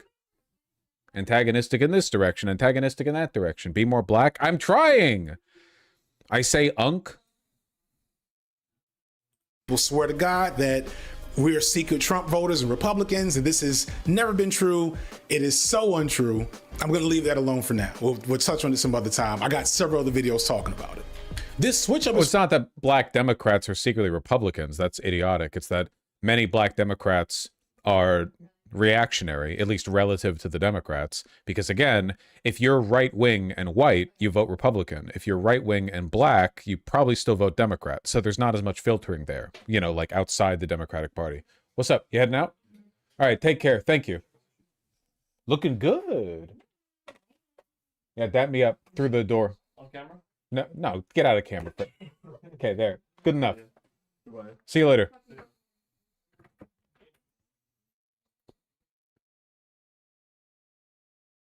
For a few reasons. First, it's because of how Mamdani campaigned. And as I said in a B-Sides video a month ago, it was clear that Mamdani had seen the mistakes of similar campaigns such as Bernie Sanders's in 2016 and 2020 and made very explicit inroads with connecting with black voters. Tonight I have an extra ticket to the Wu-Tang Clan concert at Madison Square Garden. And likely because of his area of studies, his love for hip hop, and the fact that he's been living in New York, he did not come off nearly as cringe or posery as another figure might have under the circumstances. Thank you so much for having me. Thanks for coming. It's a real pleasure. Wow. It's a real pleasure. At a Wu-Tang show. But I think what it really comes down to is the fact that he ran on a platform of affordability and being focused on providing actual solutions. We erasing that Bernie got rat fucked. It is definitely true that Bernie Sanders had a rough time convincing black voters. I think a big part of that is that a lot of those black voters just aren't that progressive. But a big part of it is also that Bernie doesn't exactly have the broadest appeal. Like Bernie Sanders' old coastal Jewish grandpa vibe is obviously super charming and a lot of people like it. But I can understand that not having the same reach as somebody like Mamdani, because Mamdani really is like the median New Yorker, isn't he? He's like the perfect New Yorker. He's mixed race and ethnicity, basically, an immigrant. He's like flawlessly culturally conscious, right? Like he's very culturally literate. He knows about, he's with the sports and the music and the, like he's you know, all over the fucking place. So it works very well. it's tougher to do that for all Americans, you know, because I mean, obviously, you can't really represent all Americans as in the same way that you can represent all New Yorkers, because the broader the group, the harder it is to reach out to everyone. It is very difficult to compare mayoral campaigns to presidential campaigns, for sure, for sure. Solutions to normal Americans, which is something that neither of the major parties seem to want to do these days. And lastly, it didn't help that Wait, didn't want to do what? in being focused on providing actual solutions to normal Americans, which is something that neither of the major parties seem to want to do these days. And lastly, it didn't help that Cuomo and to a lesser extent, Eric Adams both ran what amounts to racist fear-mongering campaigns, where they spent more time calling Mamdani an anti-Semitic evil communist than presenting any type of... I still can't fucking believe they did this, man. This was crazy. I can't believe they thought they could get away with this. That's so fucking funny. Attractive plan for what they were going to do for the city. The only thing they were banking on, much like Kamala Harris in the 2024 election, was maintenance of the status quo, which most people understood was awful. But this brings us to the more concerning areas that we need to talk about with Mamdani. Let's go. How him being labeled and seen as this progressive figure is ultimately dangerous for real leftists and progressive movements, but at the same time is an opportunity we really can't pass up. Part 2, what should we expect from Mamdani? While Mamdani is a democratic socialist and has been smeared by mainstream media as a communist and some type of scary radical, and at the same time, a lot of leftists, especially more moderate leftists, have adopted Mamdani as a symbol of progress and a legitimate win for the actual left in this country and not the Democrat or liberal left. So oddly, what we have is two very different political factions saying almost the same thing about a politician, which is rare. Obama, Biden, and Kamala Harris were also smeared as too far left and communists, etc. Minnesota! But no halfway knowledgeable leftists looked at Biden, Obama, or Kamala as one of their own, which makes sense.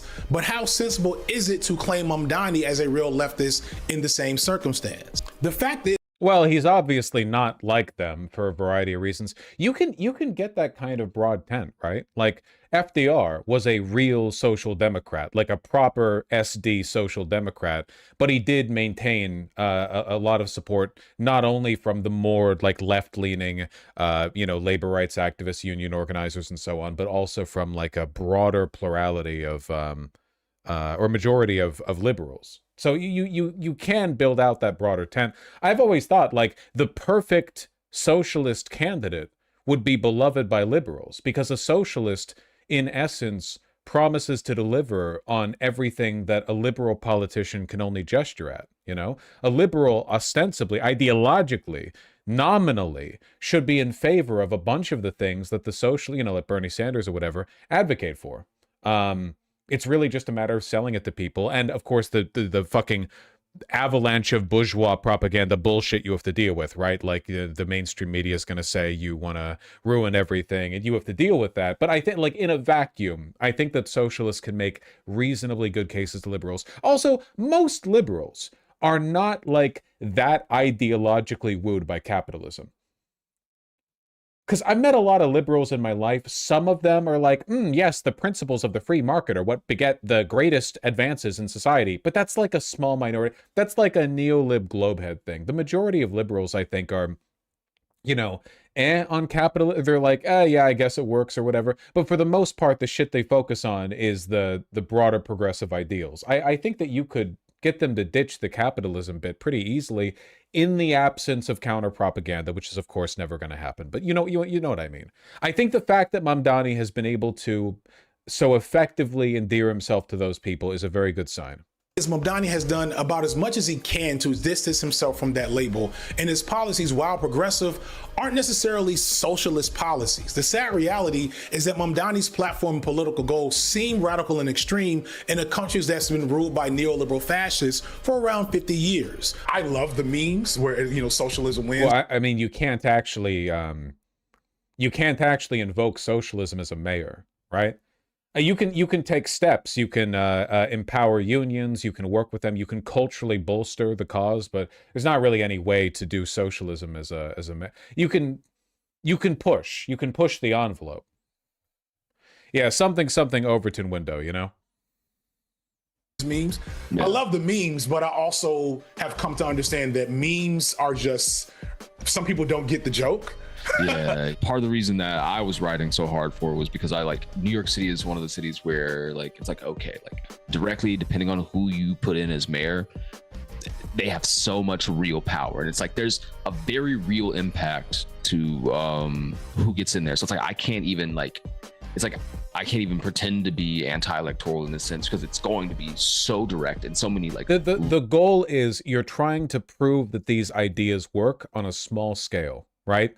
When you freeze the rent, when you push for the construction of new affordable housing, when you build like government-run grocery stores, or you make the daycare free, what you are essentially showing is, yes, these things can work. You can decommodify elements of the economy and let them just be paid with taxes contributed by the wealthy, and it can work. These processes can work, and you're basically selling people on the soft case there.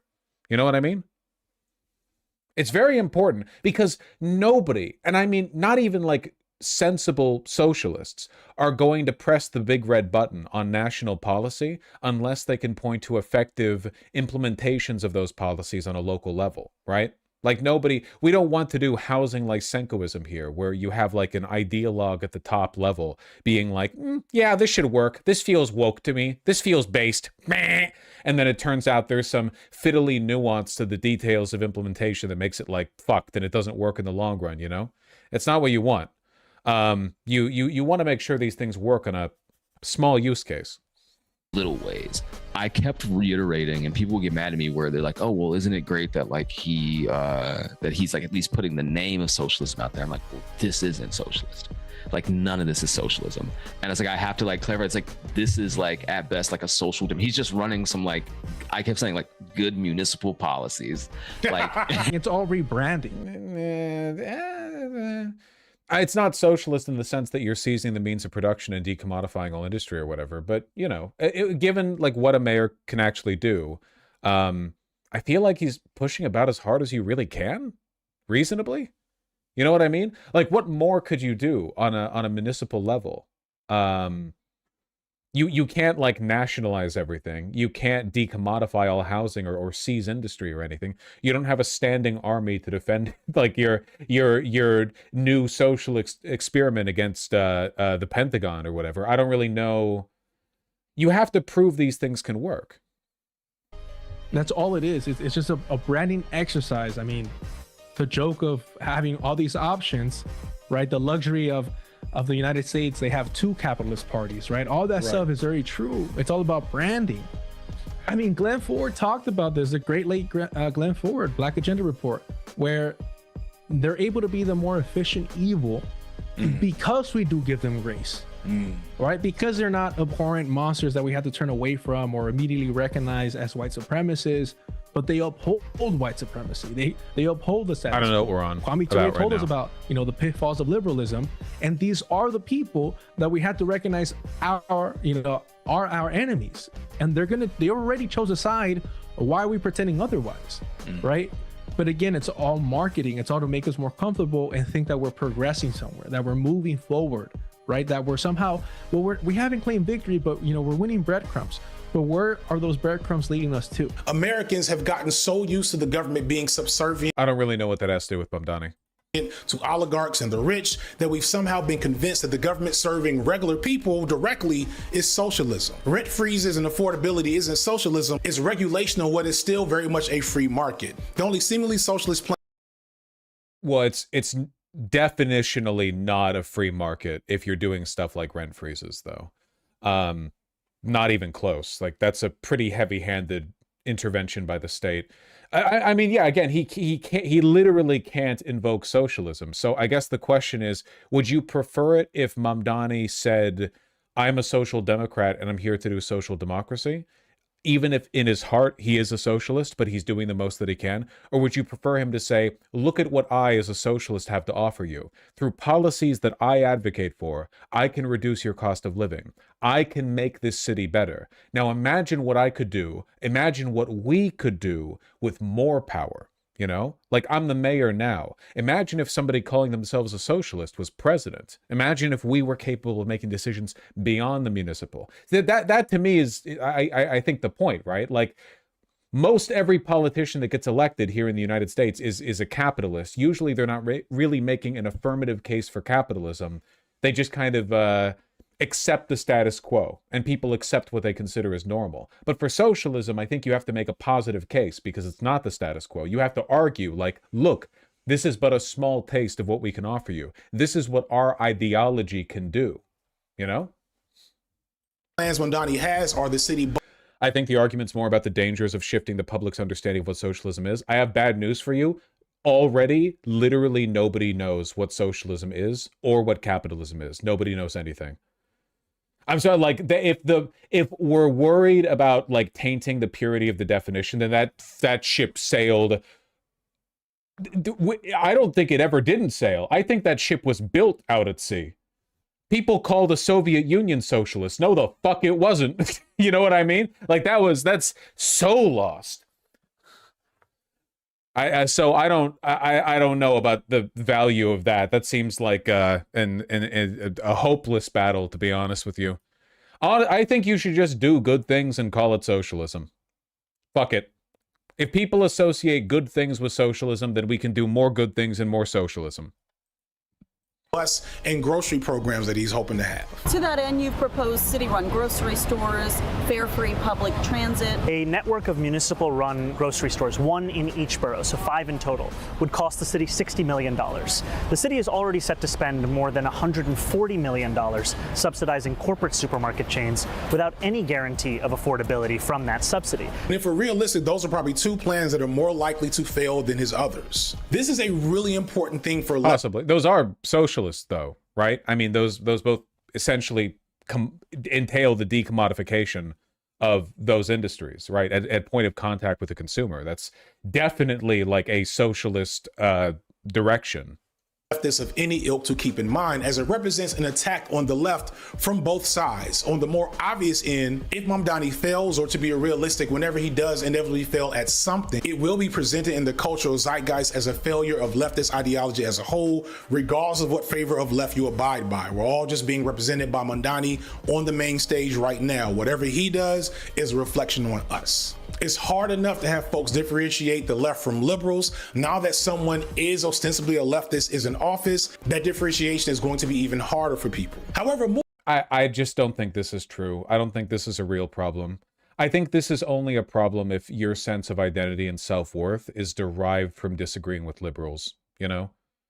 It just you know this is a bad idea because on the far right they're the exact opposite. The far right, notably much more successful at infiltrating their party, by the way. The far right loves it when there's just a general blur of ideas that pull the general electorate towards them. You know what I mean? They don't want to be thought of as Nazis, even though a bunch of them are. They're like, nah, actually, it's just based in conservative. Real conservatism is when you don't let any immigrants in. And because they don't purity test the fuck out of their own group, they've been much more successful in taking over the White House. Yeah, I just don't really see the issue with this, to be honest. Like, already nobody knows what socialism is. Basically, no socialists know what socialism is.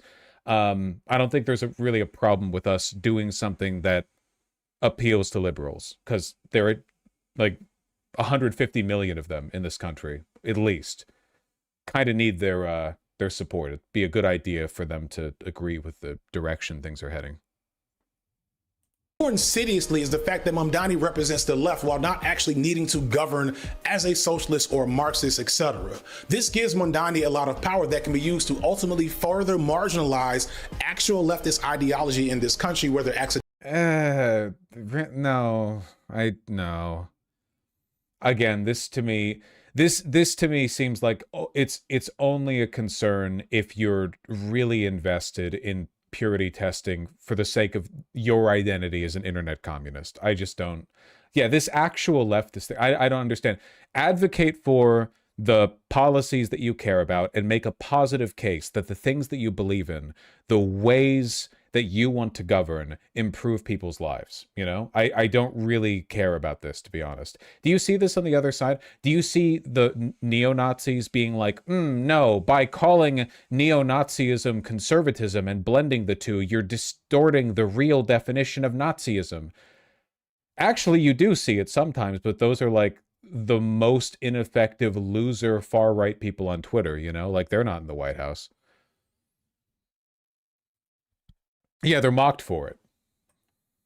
Accidentally or purposely. For example, among many red flags that have popped up around him thus far, the biggest has been his capitulation to the NYPD. Police have a critical role to play in creating public safety. And the maintenance of Jessica Tisch, who was an open Zionist and has Zionist ties as a chief of police. Now, I don't personally reasonably expect, based on the reality of the situation, that Mamdani is going to purge the entire New York government of Zionist elements in a city like New York. That's just not a realistic outcome. But this particular role is something he could have had more control over, and his decision not to remove her is concerning.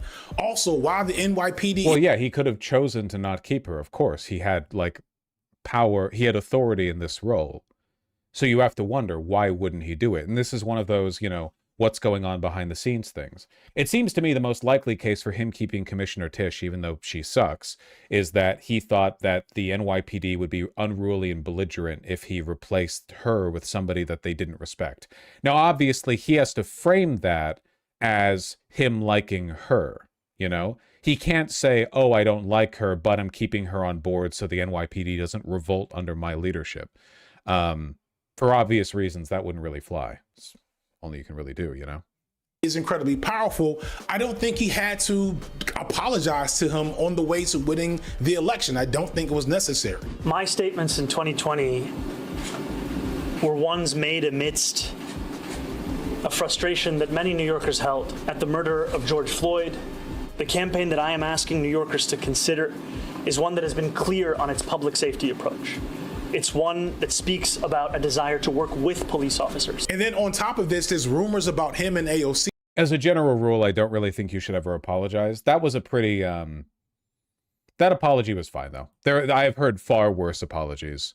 You know, more unnecessary ones. Like, I think he should not have apologized for the globalize the Intifada thing, because they did not let up on that at all afterwards. It was just a waste of time, you know? Holding back other progressive candidates, among other things. Coming back after the fact here to say that this was not a rumor, this ended up being actual fact. While it was unlikely that Osei would have ever beat Jeffries, it still kind of shows Mamdani to be more of a politician than any type of revolutionary. I didn't look into all the details, and he has... You should, because the details are pretty important on this one. Since tried to plead his case as to why he thinks that was a good idea. I don't really feel him on this explanation, but at the end of the day, it's him being a politician, and that's kind of the whole point I'm trying. Yes, he is a politician. He is yes, that is the job that he was running for specifically. He wasn't running for the job of revolutionary. He was running to be the mayor of New York City. To make here. This is important to keep in mind because Mamdani is legitimately a paradox. He represents both a huge win for the left and in the world of electoralism, but that fundamentally is not necessarily a win. He also presents a proof of concept on electoral. I don't think that's a paradox at all. I don't think it's a paradox for a leftist to win an election. I think it's possible for us to do that. We should raise our standards. Politics having the capacity to shift toward populist, anti-capitalist, and pro-working class centered appeals, and as flawed as it may be, reintroducing the concept of socialism to public discourse at a large scale is a huge deal and would be a big benefit to the actual people of New York that would benefit from his policies. As I've spoken to in a few other election-centered videos this year, the left is simultaneously way far behind in our power in this country while also being more visible, more organized, and more powerful than we've ever been been since probably the 70s. Nixon, COINTELPRO, J. Edgar Hoover, and the Cold War put the American left on life support by the mid-70s, and Reagan finished the job by the early 80s and put into motion a generation of misinformation, counterinsurgency, and a distorted history to ensure that many Americans would always perceive anything left of liberalism as evil or foolish, to the point where I assure you there will be people in the comments saying stuff like, how are you a socialist yet you make money on YouTube? Please, they're coming. Stay with me now. They probably didn't even get to this point. They're going to be there. Ironically, I think the wave of Obama and his subsequent failures sparked a few embers for those like myself who were left inclined but didn't really have the baseline knowledge to understand the philosophies behind the left to pursue that and go deeper. And that wave that's been going on for a good decade plus now has resulted in 2 socialist mayors in America.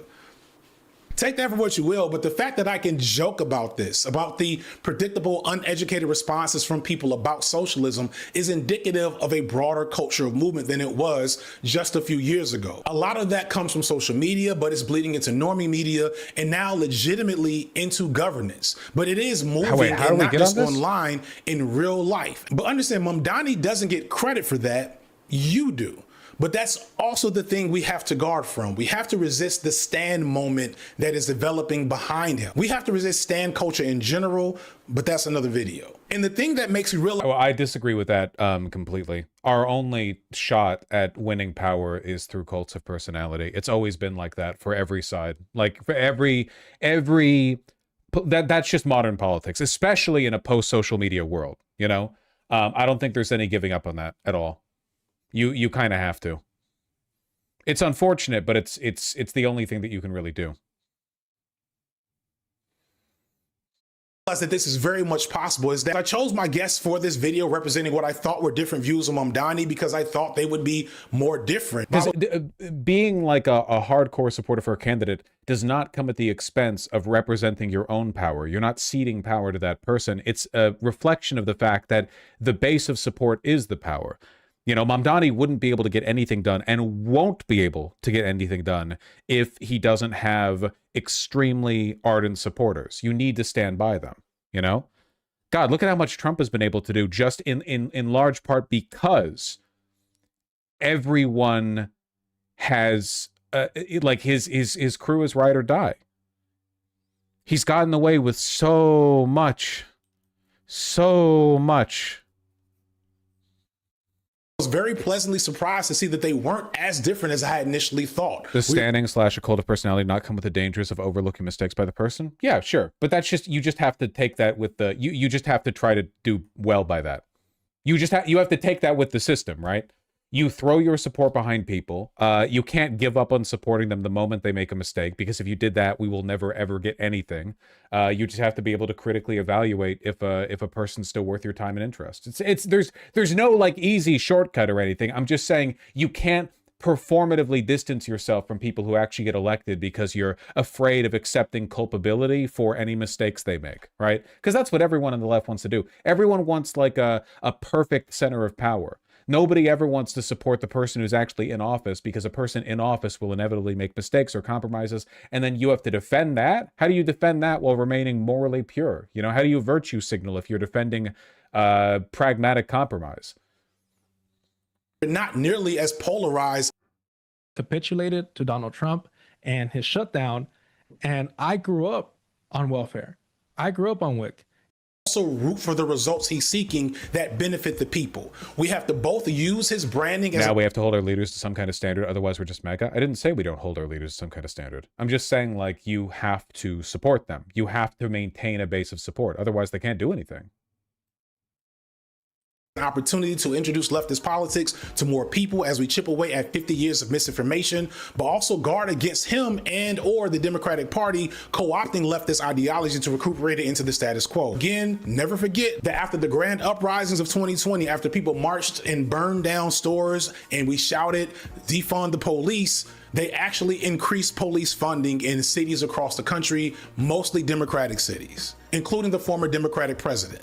So yes, Once again, what I'm getting at is that we have to learn from the mistakes people my age and older made with Barack Obama. And with that, I have just 3 more major keys that I want to present to you all. Number 1, do not give Mamdani a pass because he's dealing with overt racism from Democrats and Republicans. Everybody's being really racist to Mamdani right now, including black people. Acknowledging that this will happen and that it will be blatant and ridiculous along with covert and dog whistling, that is something we should do. We must and should contend with this when it's encountered. Still, it's important not to allow the fact that Mamdani is going to face racism to lower your standards on what should be expected of his position. This was a grievous mistake made with Obama. When Barack Obama became president and really triggered the beginnings of what would eventually become Trumpism, I think a lot of black folks who should have known better turned off their critical faculties to the point that we gave him way too much grace. I can understand this if his point is just to be cautious. Yeah, I agree with caution. I just think that at least within some sections of the left, that seems to be the only advice ever offered, I guess.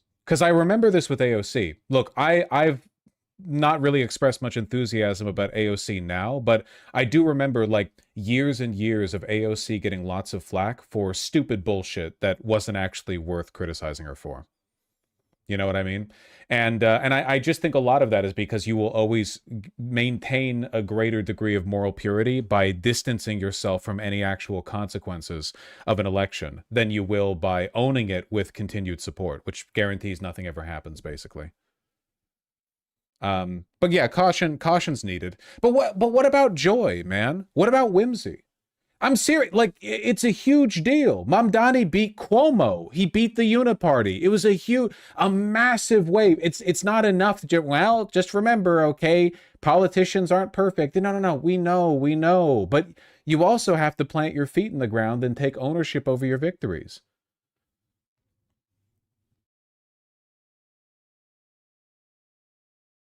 Gotta have some faith, gotta clasp your hands together a little bit. Otherwise, if you never take advantage of the opportunities presented to you, then nothing's gonna be made of them. By the end of his presidency, black people were supporting the war in Iraq. It was a complete failure on so many levels.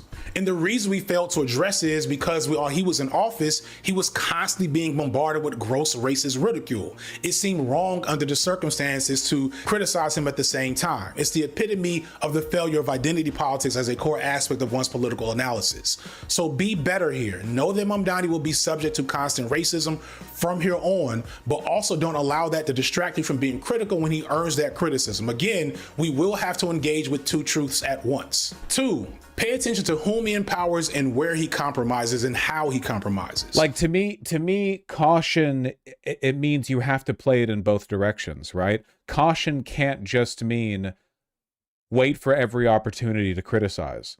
Because if that's the case, why are you being cautious? You should just disavow. Like, caution is when you need to engage with something, but be careful. It seems to me like the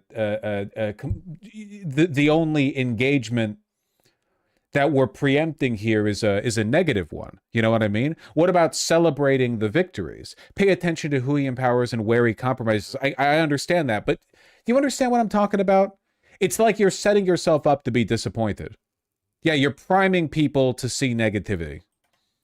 We already have Tish as one red flag. There will probably be others. We need to be ready on his... But you didn't engage with why the Tish pick might have been necessary. I think you could make an argument for or against, but you only made the argument against, right?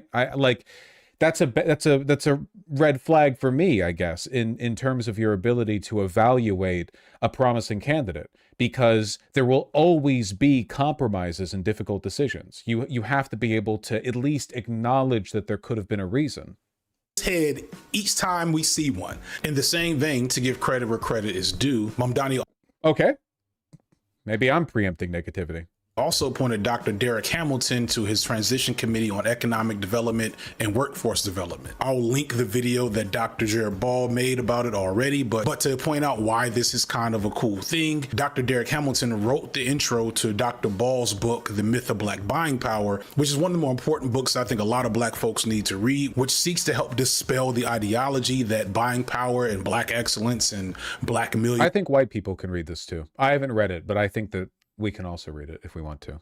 millionaires and billionaires is what black people need to save themselves. But I'd love for us to get a conversation. I'd love to.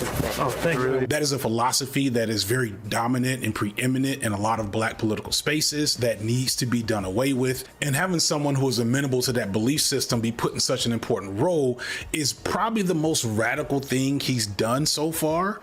Which I want to be clear, doesn't mean there's nothing to worry about. It just means that we need to continue to be critical and paying attention to everything that he's doing with the power that he's been imbued with. I mean, basically everyone who's been added to his transition team has been fucking based as hell, right?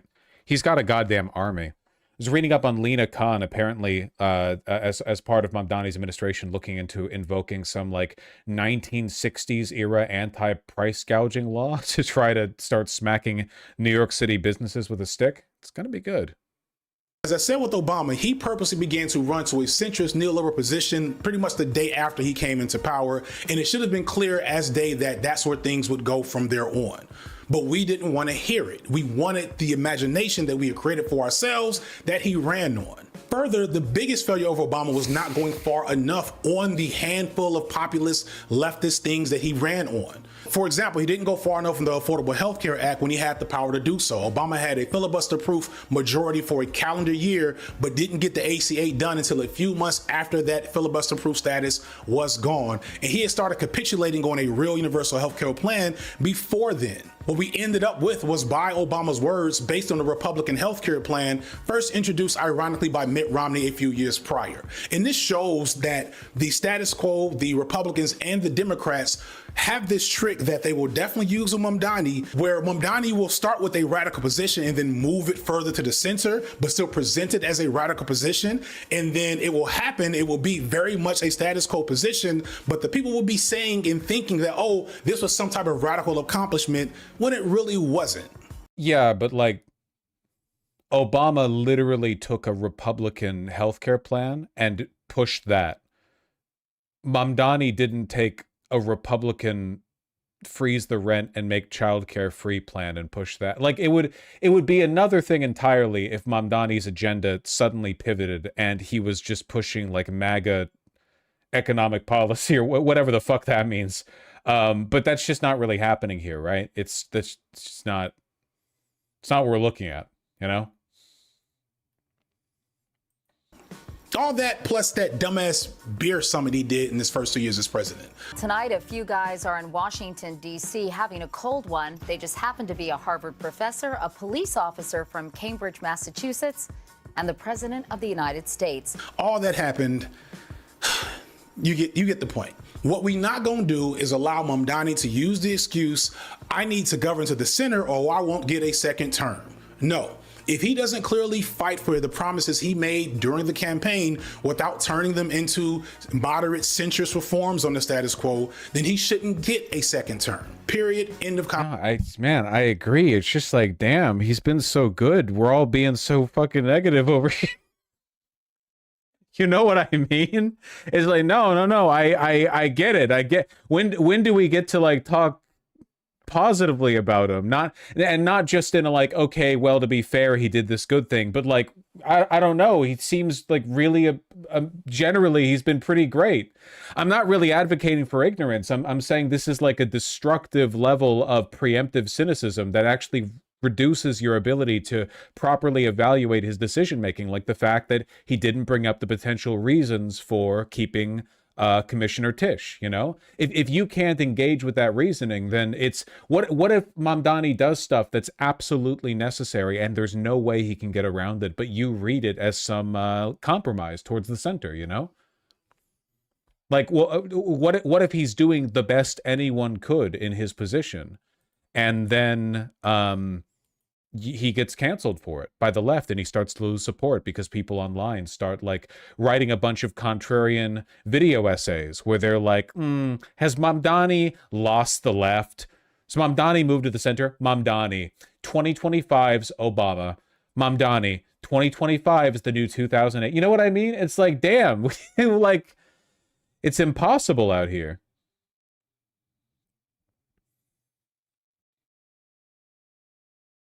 It is poisoning the well. You're preempting so much. You're preempting so much negativity. You're priming people to see this negatively and to not engage critically. And also, you're dampening the spirit, because he can't get stuff done unless it looks like he has a broad base of support. If everyone's hedging their bets beforehand, how is he going to get any of this stuff done?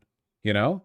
Like, when he says, we want free childcare, he needs like a roar, a massive roar of support from New Yorkers. If everyone online's like, he says that, but does he really want it? Then he's not going to be able to get it done at all.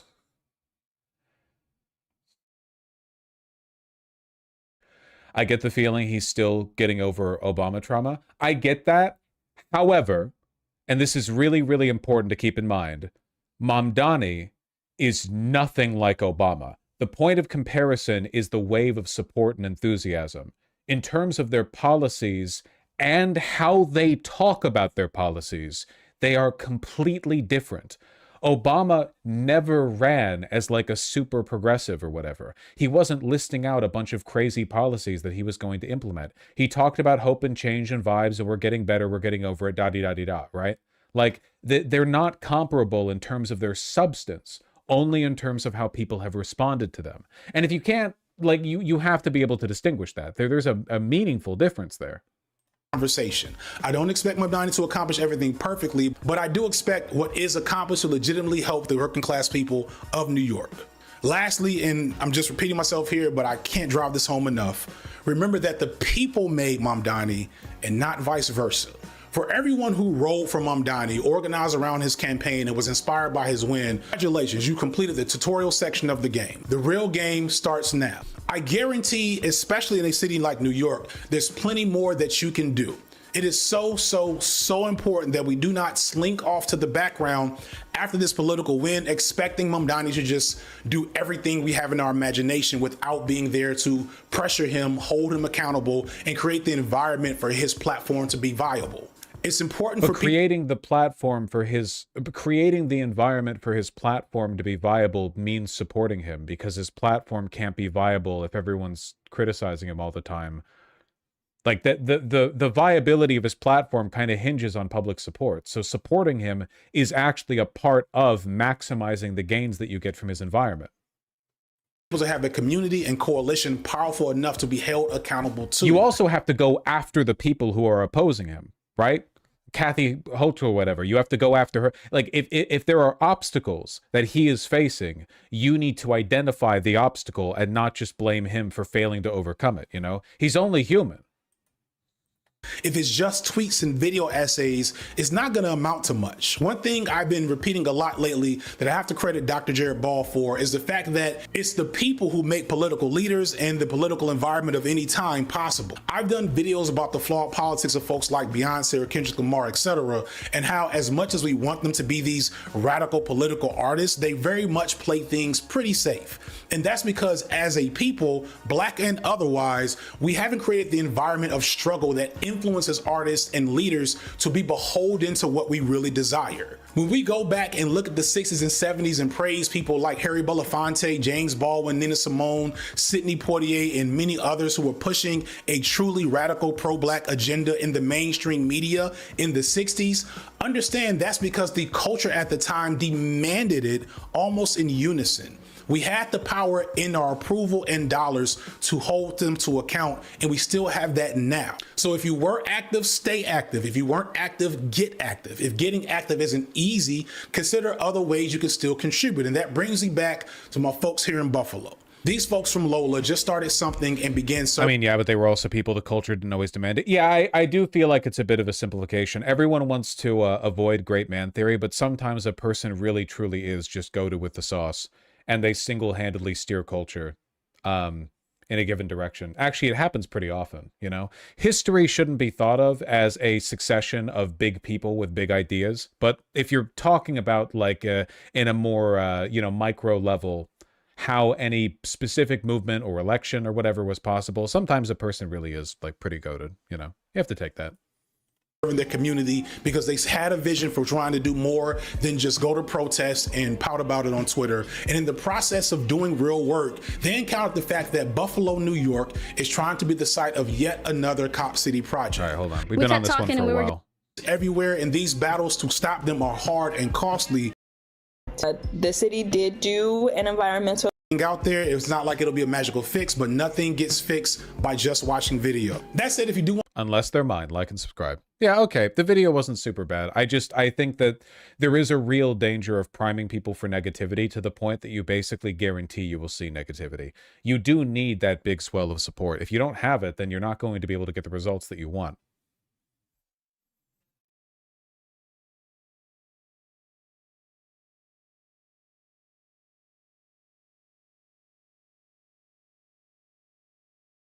I met Zoran at NYC at a coffee shop in the early stages of the campaign. I mentioned to him we need to power wash the Guggenheim. He gave me his actual number and said he'll try to help get it cleaned up. Stopped replying after he won, which sucks, but he used to reply to my text lol. That's insane. He gave you his actual number and he kept replying to you up until he won? Okay.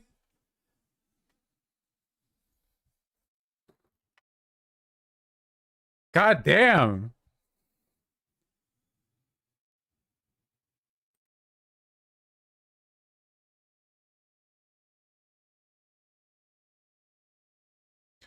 Can I be real with you guys? As a young person who's felt genuine hope for political change with Zoran's win, I see his win and platform as a starting point to galvanize other leftists to go further and gain the positions needed to actually shape policy towards a more leftist position, not as the be-all, end-all of what can be accomplished. We need to go out and make the changes that he showed us possible if we go out and organize to return the back. I think that this sentiment genuinely moves the needle left less than the guy showing up to Mamdani's rallies with the MAGA for Mamdani hat. I think that this, like, masturbatory, hands clutched in lap, like, okay, now that we have achieved an electoral victory, I will use it as a springboard and we will advocate for the people, the working people of the world. Like, if you went out there to a Mamdani rally and you painted your belly like the Mamdani orange and yellow and you went, and just any time he said anything, I think you might move the needle further. This has always been the issue with leftists. Masturbatory, obsessed with the internal world, obsessed with the external image of the self, you know. What would Marx think of me? I can't get caught up in enthusiasm. I can't get caught up in excitement. Well, you know what the Red Army was? It was a bunch of retarded peasants caught up in excitement, all right? You know what Mao's army was? A bunch of retarded peasants caught up in excitement. You need to... you're too individually focused right now. You know, it's your internal world. It's this is what I ought to say. This is what I ought to think. You have to get out there. You have to be aggressive. You have to be excited. You all know what I mean, right? You know what I'm talking about.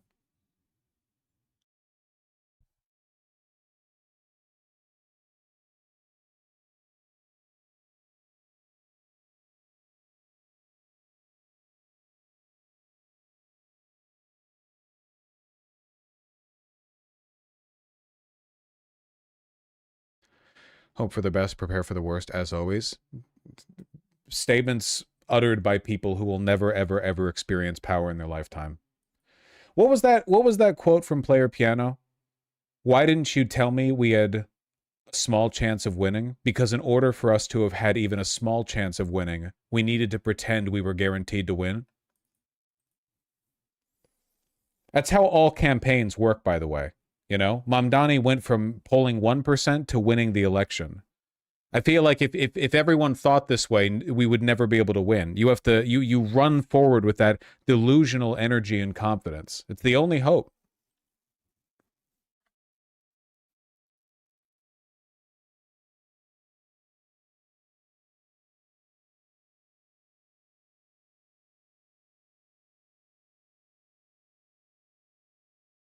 Do you think Trump thinks like that? Of course not. Fuck no. 0% chance. No. Trump has never in his life thought there could be consequences for his actions, and that's why he's gotten as far as he has. Everyone needs to get more delusional now. All right? That's what I'm saying.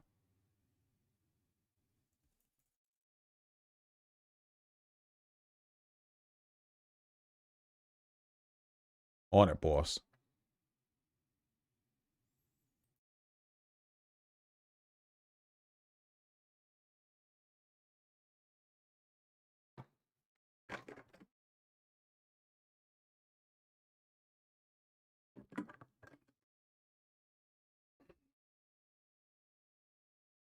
Yummy.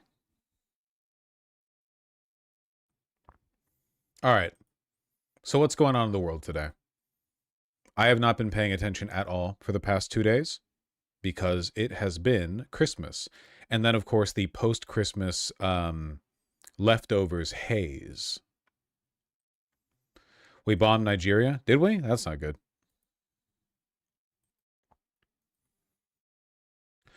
Big winter storm in the Northeast, Great Lakes. Anonymous money fuels $5 million in attacks on Georgia's Lieutenant Governor Burt Jones. Nice. Tyler Perry sued for sexual assault.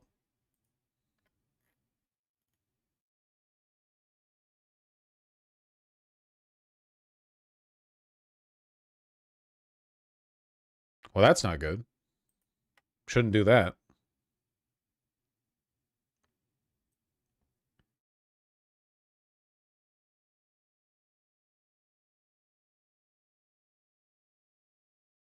More thrifting and fewer returns, the early trends that define shopping this holiday. What the fuck?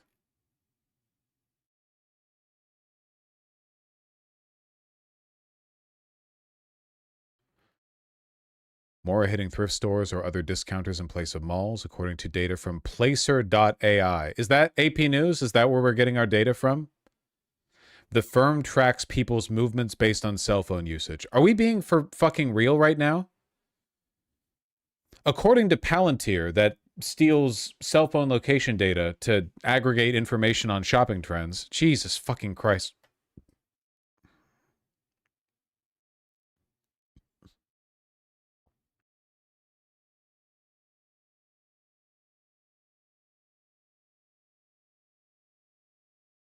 Oh, okay, I see. Is this like sponsored? Americans are still spending on gifts, yet according to data from Placer.ai. Placer.ai said according to Placer.ai. Is this sponsored?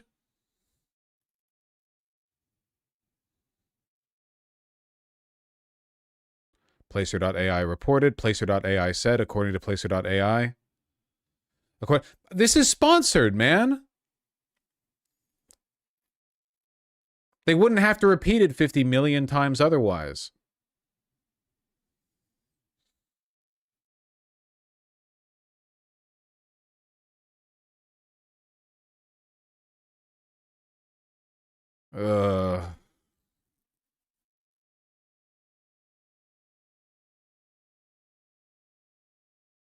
Compromised? Yeah, seriously. I don't even have to disclose it.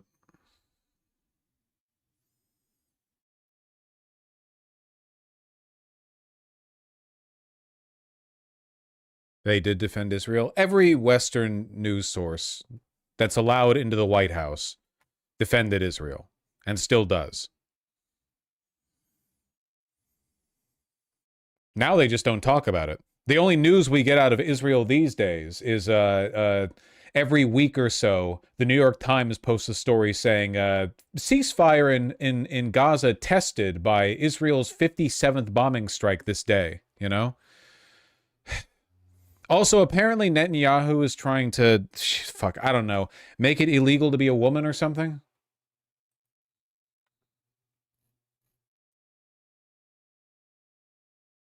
Where is that? I think I retweeted that.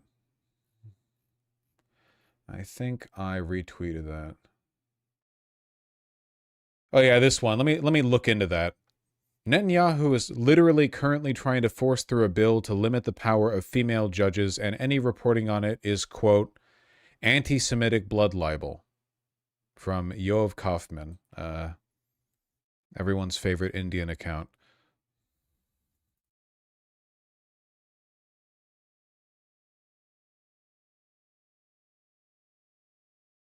Hold on, let me get the CNN article.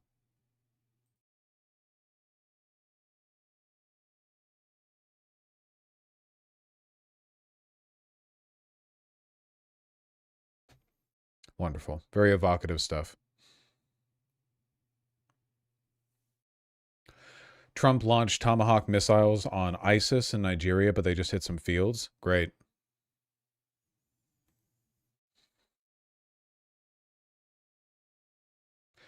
Netanyahu's religious partner. By the way, isn't Netanyahu's coalition now polling higher than the opposition? I don't think Netanyahu himself is, but his party is. You know, the bloc that he's with.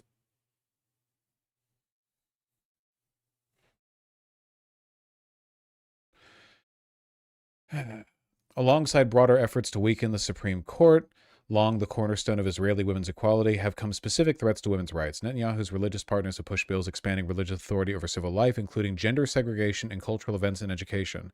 With the power to collapse Netanyahu's government, should they withdraw their support, the religious parties have been able to bend the secular prime minister to their will. The decline in women's rights is measurable. Israel's global standing on gender equality has plunged in recent years. In the 2025-26 Women, Peace, and Security Index, produced by Georgetown University, Israel ranks 84 of 181 countries, behind Albania, Russia, and Saudi Arabia. Before the current government came to power 3 years ago, it ranked 27. One of the key reasons for the decline is that it measures the percentage of women in each country living within 50 kilometers of an armed conflict. Oh, okay. So it's a shit measuring system then. Every part of Israel is within 50 kilometers of an armed conflict. That's not useful.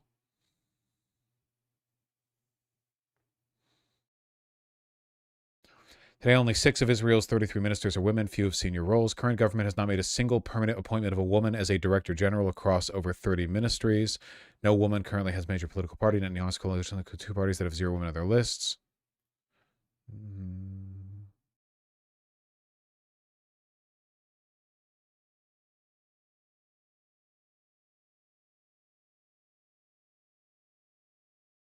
Yeah, what about these religious courts?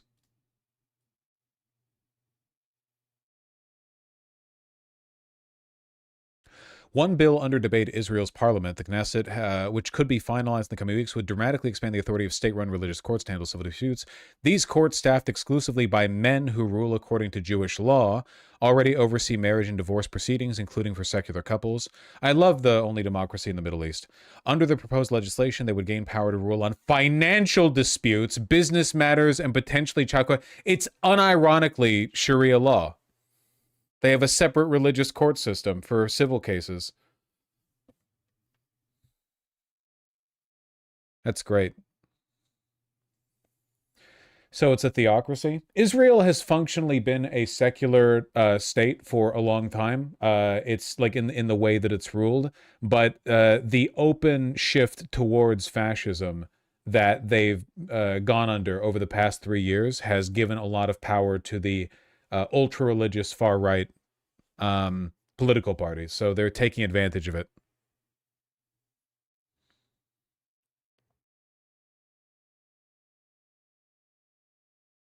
Israel's rabbinical courts are state-sanctioned religious courts that have legal authority over Jewish family law. They have long been criticized by Israeli women as an arena of disadvantage, patriarchy, and inequality, especially in matters like alimony and child support.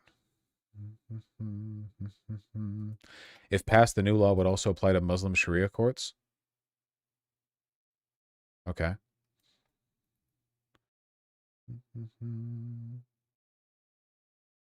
The Achion Research Center, a religious think tank in Israel, welcomed the bill as an important step in restoring the place of Hebrew law. Brilliant, brilliant. Mariah, a mother of 2 girls in her late 30s, has been entangled for over 4 years in custody and property battles in the rabbinical courts. In 4 years, not a single one of my requests has ever been approved, yet every absurd request from the other side was granted, she said, describing an ordeal that has left her estranged from her 2 young daughters. Mariah, who opted not to use her last name for her protection, said her visitation rights were revoked while financial rulings pushed her into serious debt without opportunity to respond or appeal. Jesus. You know, you really have to wonder how many of these women who are really, really concerned about the revocation of their women's rights are, voted in or at least supported the power of these far-right Jewish Orthodox religious leaders because of their fanatical anti-Arab hatred. It really is like, I guarantee you for a lot of them, it's a I thought the cougar wouldn't eat my face situation.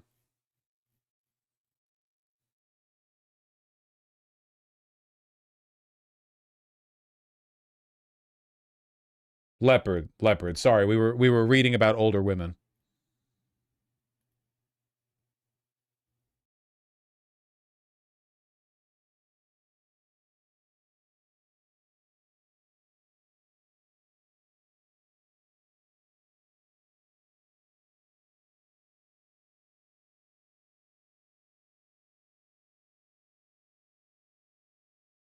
Surge in violence and femicide. So far this year, 44 women have been murdered in Israel, the highest annual tally in a decade and well above the 35 who were murdered in 2024. Damn, that is quite a lot.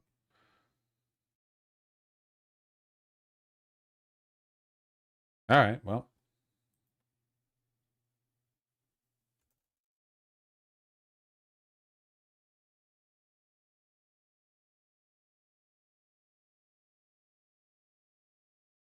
That shit sucks. Hebrew law isn't even aesthetically cool with badass names like Sharia is. I think rabbinical law sounds pretty cool. I don't know. I think that's got a punch to it. I'm not defending it ideologically. I just think rabbinical is it rolls off the, you know, rolls off the tongue. It does have a good number of syllables. Yeah. Yeah, good mouthfeel. You get it. You get it. You get it. We don't need to fight. You get it.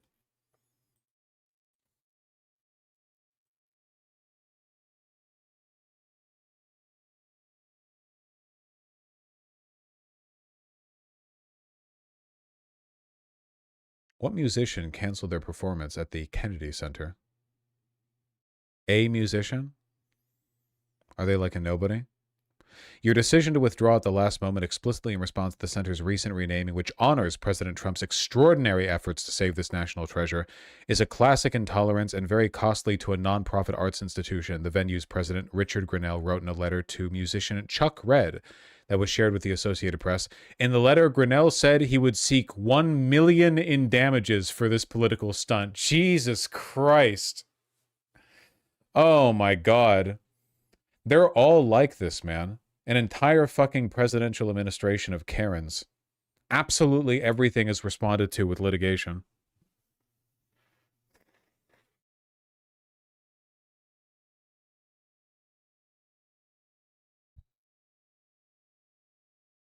That's an expensive ego. They might be overcompensating because Trump is probably steamed. His hosting, the president's hosting of the Kennedy Center show, the Center Honors, got really, really, really low ratings. That was just a couple days ago. In 2024, it got 4.1 million viewers. In this, it got a third less. Like, actually an astonishing drop in a single year. Crazy reduction in viewership. So it's possible Trump's feeling sore about it, you know? I really hope that Trump lives long enough to see his name stripped from the building. I want him to live long enough to see every desperate, pathetic, old rich man effort to stay immortal by stamping your name on everything. I want him to stay alive just long enough to see all of it get torn down and melted. I don't want any of that going to a museum or to collectors. I want them to treat all the gold bullshit, trim, whatever, they put up in the Oval Office the same way the director for The Man in the High Castle treated all of the Nazi paraphernalia they made for that movie, which is when they were done shooting, all those Nazi flags right into the fireplace, you know? No collector's items, no memorabilia, nothing. Melt it all down, make it into ingots, and throw it along with the billion others in Fort Knox. All portraits or mentions of Trump have to be defaced or erased. I think his portrait should be taken down from the wall of presidents, you know? He feels so comfortable defacing both the wall and the White House. I don't really see how any of his supporters could make a meaningful moral case. They need to get a presidential portrait of Trump, like, you know, shadowing his face or something. Just an empty portrait. An empty portrait would be great. Yeah. Need a goddamn cultural revolution to wipe his ass away.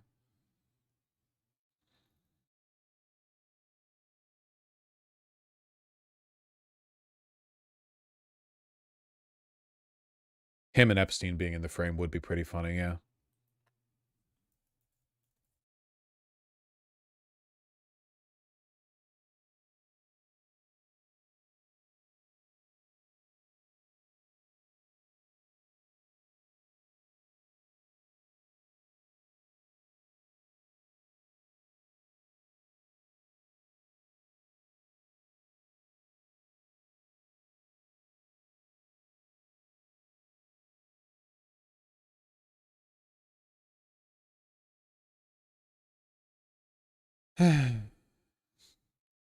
Leadership at CBS News reportedly instructed staffers to refer to the event's original name, not the Trump Kennedy Center honors. That's fucking funny. Barry Weiss can't control her own outfit. I wonder if they kept anonymous, you know? I wonder if afterwards Barry Weiss was like, who said it? Who said it?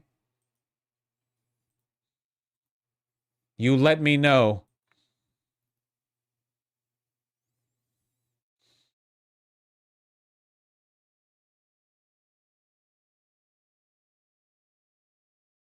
Another note to staffers reportedly followed that read, we should not be calling it the Trump Kennedy Center or the Trump Kennedy Center Honors unless quoting from those who don't realize an official name change only comes from Congress. Yeah.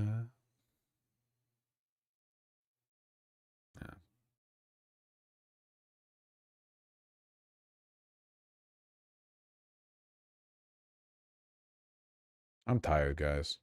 I'm tired and I'm cold. I'm cold mostly. It's so difficult to stream when your tummy is big and round. You know that?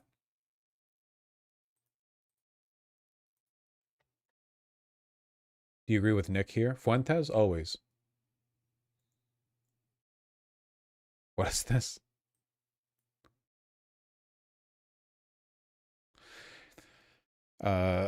Nick, today, I will never watch anime. What is this?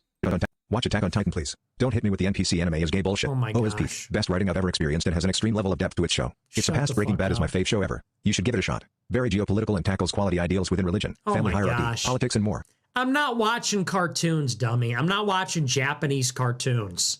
I'll just never... How do these people not know how to talk to... Why wouldn't you just say, watch AOT, it's based, it's fun, it's cool, there's cool fighting or whatever. Extreme level of depth. Surpassing Breaking Bad is my favorite show. Very geopolitical. This is like you guys recommending Andor to me. Like you haven't figured out yet that the only thing that's going to make me watch Andor is saying like, yeah, it's a really good show. People in chat are like, no, you don't get it. It's good, but it's also really leftist. And I'm like, oh my fucking God, I just put it back another year. That's just something I'll never do. I'm sure it is very good. I'm not watching Japanese cartoons. It would be mortifying. I'm going to sit here talking about Attack on Titan. It's a cartoon about giant monsters or something. No, but it's actually about religion. Shut up, dude. How are you not embarrassed to talk about that? You watch Attack on Titan? Virtue signaling. What I used to say about NGE is that the real red pill choice is Kaworu. I used to say the real red pill choice. Wow, really? Back when he was true to himself. Give me the real Nick Fuentes, okay? Not this fake, not this made it, not this forgot where he came from Nick Fuentes, okay? Choice is that, but in light of the Catboy thing, I can't make jokes like that anymore because then people are like, oh, Misato is not very feminine. She's very boisterous and aggressive and domineering. And what I will say in defense of Kaworu is this. There is something to be said. Not about, look, there is something to be said because it wasn't homosexual. Not until Rebuild 3, the Rebuild movie, the third one, did it get a little bit weird. Oh, fuck. He's got opinions on the rebuilds. He's got opinions on the... You're so fake now. You're so fake now, Nick. Come on. Come on. You got to own up to... What I will say, there is... I mean, you two have opinion on the rebuilds? Yeah, but I don't pretend to not watch anime. I do watch anime. Something about the male bond. Now, obviously, Democrats and Jews and homosexuals themselves, this is an important point, have made an attempt to take all male bonding and male relationships and create this gay paranoia, this gay suspicion. And what this does is it undermines the ability of men to form friendships and bonds with each other. This is real, okay? Now, the red pill there with Kaworu is to say Kaworu, in some ways, understood Shinji better than Misato, better than Asuka. Now, Rei and Shinji have a... Well, that's not the red pill take. That's the text of the show. That Kaworu understood Shinji better in an instant than anyone else in his life. That's not the that's established in the text of the show. Complementarity in being a boy and a girl, and Rey obviously has this thing where she is descended from what is it? She comes from Shinji's mom, and I don't remember all the esoteric stuff. She's from Lilith or what this thing, the first collision. I don't remember all the details, but there is the complementarity. Oh fuck! Shinji's begun. He's begun the third collision. It's starting.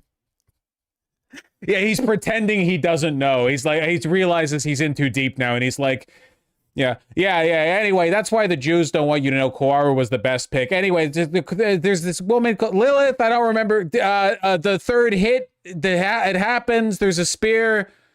The esoteric complementarity in the movie, but the complementarity between Rey and Shinji as boy and girl, which is intrinsic, but in some ways, Kaworu understands Shinji in a different way, and you might say a better way, because they're men. Now, that doesn't mean that there was any funny business in the series, in the rebuild, the third rebuild.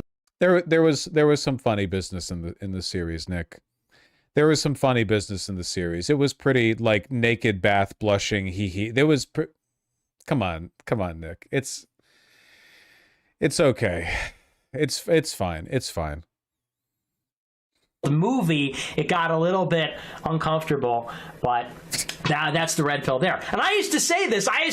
It was uncontroversial, and then the Catboy Cammy thing came out, and then it's like, oh, now you can't make any jokes. Now you can't make jokes, even if there's a point to it, even if there's a very prescient point to be made there. He's so fake now. He's going deeper into the closet. Like, who does that? My dad would, like, beat me up if I watched that. He wouldn't, but, like, it goes to show that your dads were not like that, because, like, I would just be mortified to be participating in that. Yeah, I watch anime. No, I do not. I will never watch anime. Junior 35 cent $20. Fake. So fake. As if his audience doesn't also all watch anime. You know what I mean? Like, I don't understand what... Like, the boomer conspiracy people are with Joe Rogan, or they're with Candace Owens or whatever. The esoteric, like, hyper online Strasserite, you know, relatively politically undifferentiated, irony poisoned, generally millennial or Gen Z Nazis are with you. They all watch anime. Why are you posturing? I know why. It's because he's embarrassed that he has so much in common with his audience. I would feel the same way, to be honest.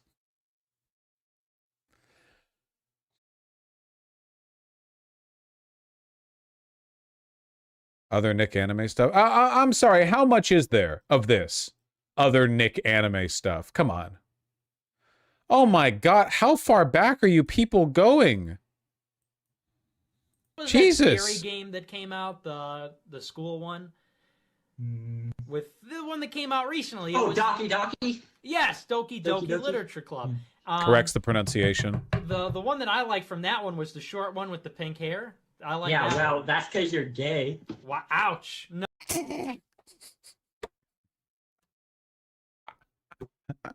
Man, it's been his whole life, man. It's kind of fucked up if you think about it.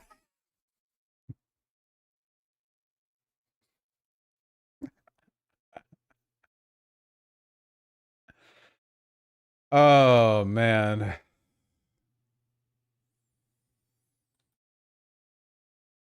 He's got to move to Brooklyn. He needs to. No, I think it's because I have good taste, actually. I think if you like the tall goth one, I think you're the gay one. So Christ.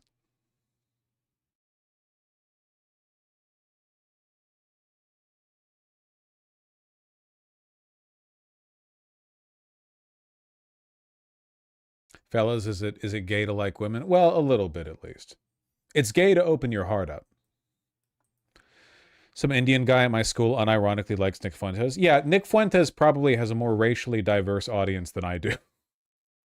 Seriously, overt white supremacism appeals very strongly to people who want to be white because they're not. people who are actually white don't tend to care as much, you know? It's like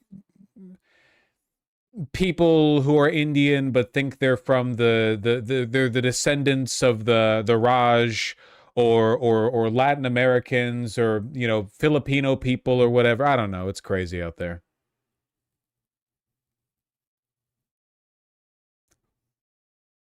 Grass is greener on the other side in a way. Think of it kind of how a lot of men very loudly have opinions on how women should be, both in a positive and a negative sense, you know? Like guys will be really misogynistic, but or also they'll be really performatively feminist, you know? People like to claim space over a domain that they're not like categorized as part of. You know, they want to feel like they're part of the in-group.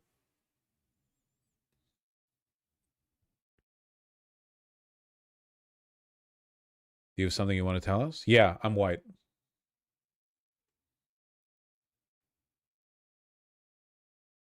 Also, Kaworu's bond with Shinji had nothing to do with them both being boys. The gendered element of the dynamic was irrelevant. Kaworu could have been anything. Completely irrelevant. Presumably, Anno decided to make Kaworu a boy because Anno's like relatively woke by, I mean, like 90s Japanese standards or whatever, to demonstrate that the connection they had was on a deeper level than mere, you know, gender or sex or whatever.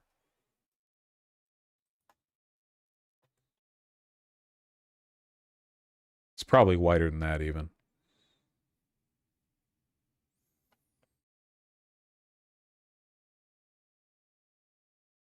Isn't his bond they just want to fuck? No! It's that Kaworu was the first person to actually listen to Shinji. Rei is unapproachable and can't be spoken to and doesn't have, like, normal human emotions. Asuka's dealing with her own shit. And Misato's doing this weird, like, dual, like, caregiver, big sister dynamic that she puts a front up for in an effort to keep Shinji mentally stable enough to pilot the goddamn mech. Kaworu is the only one who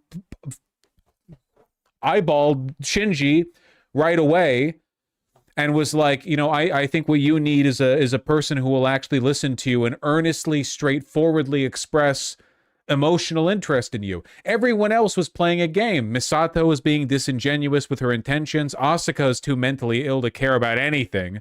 And Rei's blob clone, okay? Spoilers, fuck you. Watch Eva, you know?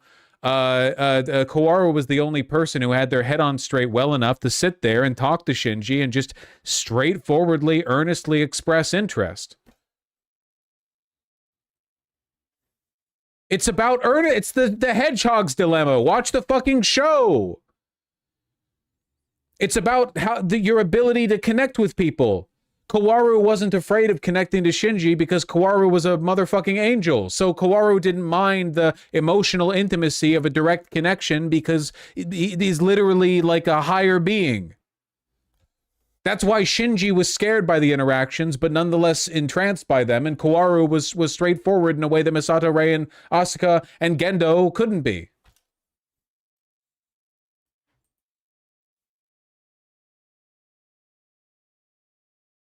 I'm lost, Dunk? Okay. That's fine. Wrong, the show's about how cool big robots are. That's pretty facts, yeah.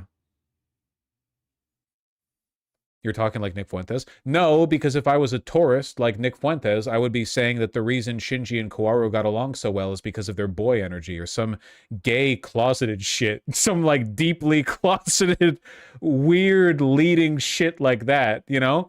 Who the fuck watches Evangelion and they're like, well, the reason Kaworu got along with Shinji is because they're both boys and he's gay. As if Shinji isn't clearly interested in multiple women. Jesus Christ.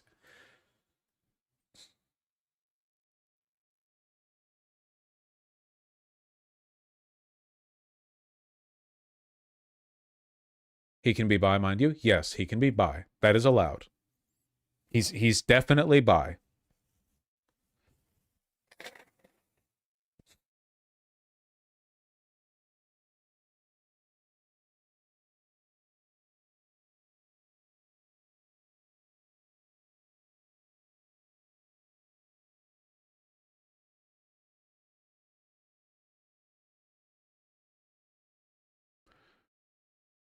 Can you explain to me how this impacts Israel?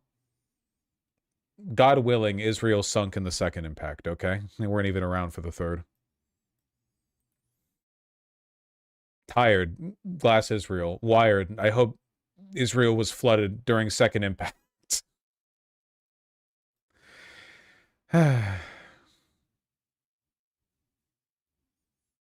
thought Evangelion was all about how good LCL would taste. I feel like that shit would taste fucking nasty. Opening your mouth in the orange tang ocean and you're tasting like someone's asshole. I don't know. But not in a cool way. I don't think that's cool.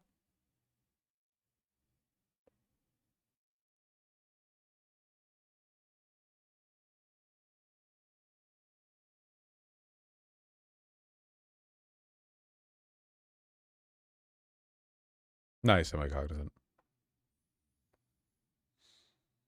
You're talking, but all I hear is bomb Gaza. Dude, I'm so fucking cold. We need to go back to the wearing gloves arc. That was great. I got a lot of shit for that. I got shit for that the same way Nick gets shit for being gay. You know? Like, that was a solid wave. That was a thing. Yeah, it's a thing if you take Adderall. Your hands get cold, your extremities get cold easier. My hands are cold as fuck right now. But you look like a psychopath if you're wearing gloves indoors. I guess I could just, like, turn the heater on.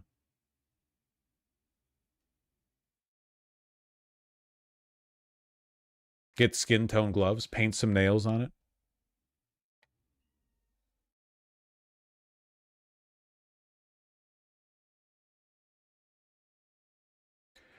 Haven't watched, but a sad part too is Fuentes doesn't value the man's emotional input, just as gender too. Yeah, this is why he's unfulfilled, you know? Fuentes, by virtue of being closeted, all he sees in Shinji and Kaworu is, wouldn't it be cool to have a catboy BF I could look longingly into the eyes of? But what he doesn't realize is that in real life, a lot of catboy BFs are bad people and shitty and boring and not fun to talk to. It's about the human communication element, or the human angel communication element, you know? You need to you have to learn to identify the attributes that made that relationship work for the couple minutes that it had before Kaworu had a fucking Dragon Ball Z battle with Rei at the bottom of the elevator shaft that led down to fucking what's the name? Terminal Dogma? Where Lilith was waiting, yeah. And that was when everything went to shit. Terminal Ligma. 6, 7. Fuck you.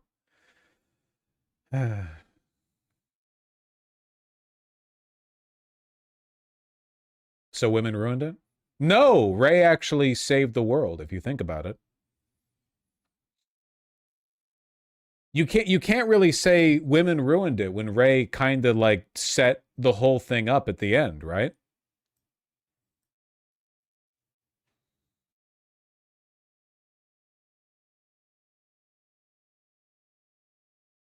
Yeah, but isn't saving the world awful? I don't think that's the message of Evangelion.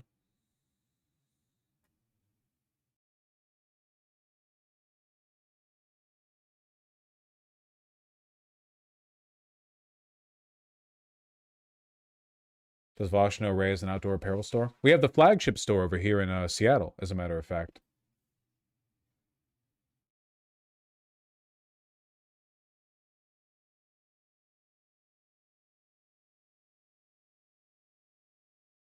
What's the message then? Life is worth fighting for? Probably. That's probably the message, right? Hope? Yeah, hope. The suffering is worth it. As long as you're capable of suffering, you're capable of feeling good too. River. River, you made a mistake. Your body is warm. Warm my hands. Nah.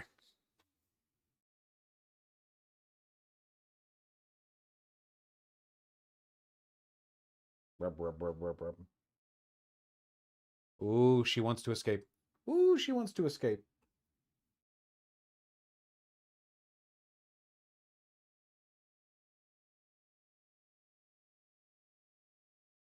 Yeah, she woke me up this morning. She tried to climb over me and gingerly placed one paw on my neck and the second one on my face. You're so considerate. You're so kind to me. Mwah.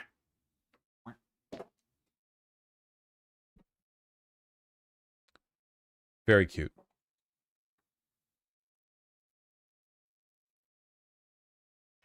Are the rebuilds actually more gay? The rebuilds are bad. I'm sorry. I have always been an ardent advocate of this position. The rebuilds are just bad.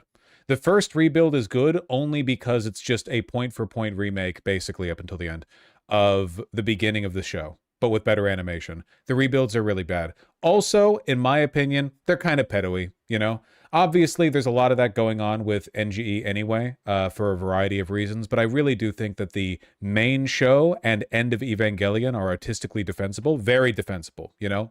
I think that you can make a solid case for those being the kind of art you can stand by and defend. There is some stuff in the rebuilds that I genuinely think was just, they put it in there because they knew they had a bunch of fans who were super into Asuka and Rei, you know? They could have skipped that. They could have skipped the 40 seconds of Rei and Asuka in plug suits floating around in 0G with the camera climbing up their ass every time they move towards it. Also, the plot point of Shinji, there's been a time skip, but because she's the fourth child or whatever, or second child, I fucking forget whose child. There's been a 10-year time skip, Shinji, but Asuka looks just like she did when she was 14. She's 24, but she looks like a 14-year-old, but with an eye patch. That wasn't necessary. You didn't have to do that shit, man. You just didn't. There's no reason to do that besides appealing to the pedo. I'm sorry. It was because she's an Eva pilot, but that doesn't even make sense. Eva pilot's age. Shinji went from being 0 to being 14.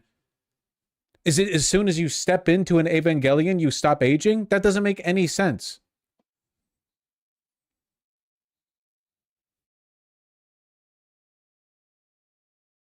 No, I agree with you. Don't slime me, please. Mods. Slime. Nah.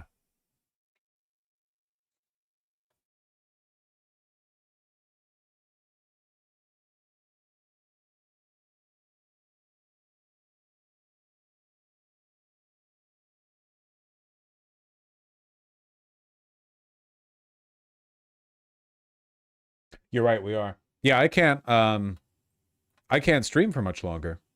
Also, do you have an opinion on Mari? They only added Mari to have another girl. That's it. Dude, the rebuilds are bad. They're bad. They're just bad. They only added her to have a new girl. She doesn't add anything.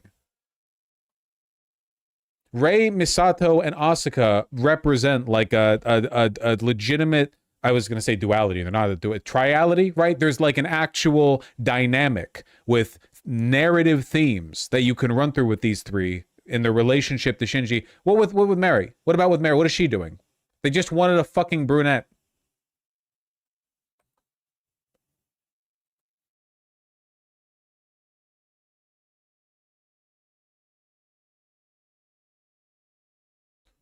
Thought about Matt Walsh starting a history channel. Finally, a place to go for our future research streams. Okay, I've got to go soon. I've got another fucking Christmas party. Let me just have some water and then I'll read the donos. You should have all known that today's stream was going to be listless, judging from the title. I warned you.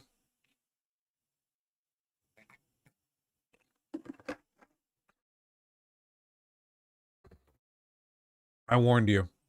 Fair? Yeah, it is fair. Thank you. Thank you for recognizing that fact. I don't read the titles. Well, that's on you. Juzor, thank you for the gifted tier 1 sub. Joseph Ferris, thank you for the $5. Yes, I've seen the UE5 Mario game bit. It's very funny. Asian Piano Man, thank you for the $20. Vosh is back, baby. In a limited capacity, yes. Merry late Christmas to you and VGG. Yeah, Merry Christmas, everyone. I hope you all had a wonderful time. Sex Ed Dropout, thank you for the $5. Involved with the Leatherwork that does big content here. You ever been? No, I've never been to a Portland queer event. I've only ever visited for you know, for like a day or two at a time. Orc the Warlock, thank you for the tier 2 sub. Really appreciate that. Aurora Avenue North, thank you for the very kind $20. I love that you love my beloved city of Seattle, that you have a picture of it behind you, and that you say Pike Place Market, not Pikes. What made you move there? I took a road trip up here with my college friends from Northern California, and we liked the queer block party we attended enough that I figured I'd move up here one day. And then I did. Gelverado85, thank you for the $10. Retired pro wrestling manager calling out Nazi pedos over MAGA. Was this? I don't know anything about this. Jim Cornette? Well, good on him. Do I know this one?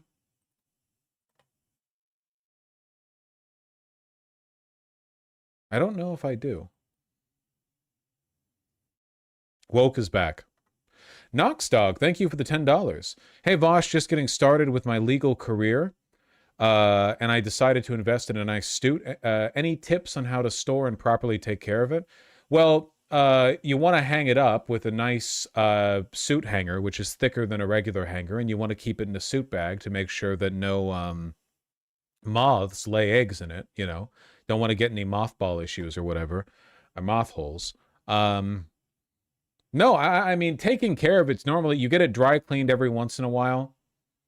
Yeah, only wooden hangers, but like a nice big one with big, thick shoulders.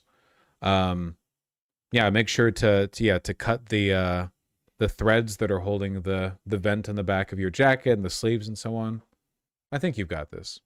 Far Eastern Myth, thank you for the tier 4 sub. Really appreciate that. Hey, Vosh, in 2025, I bought a 23 grand new car, a 2.6 grand new computer, and got a different job at my company that's in the auto industry. Great decisions all around. Nice! $23,000 new car is phenomenal. 2.6K new computer. That's a laptop these days. You really were the last chopper out of Saigon. Nice.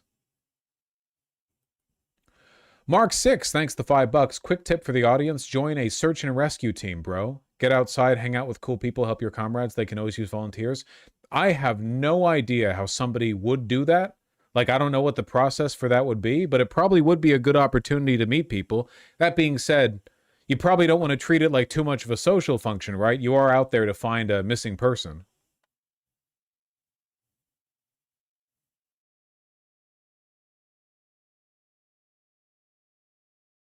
You know what I mean.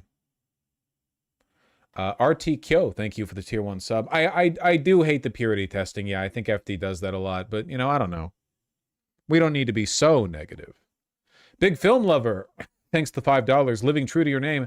No, I have not seen one battle after another, though I have seen a lot of people speak positively about it, so maybe I'll put that on the list. The very long list, you know, it's been a while since I've seen a movie. Ren Sam 22 and Diego B, thank you for the $5 both. Really appreciate that. This year's Christmas gift was to get fired the day after Christmas. Here's some money. Can you say something nice, please? Ah, shit, something nice. You're not giving me much to work with here.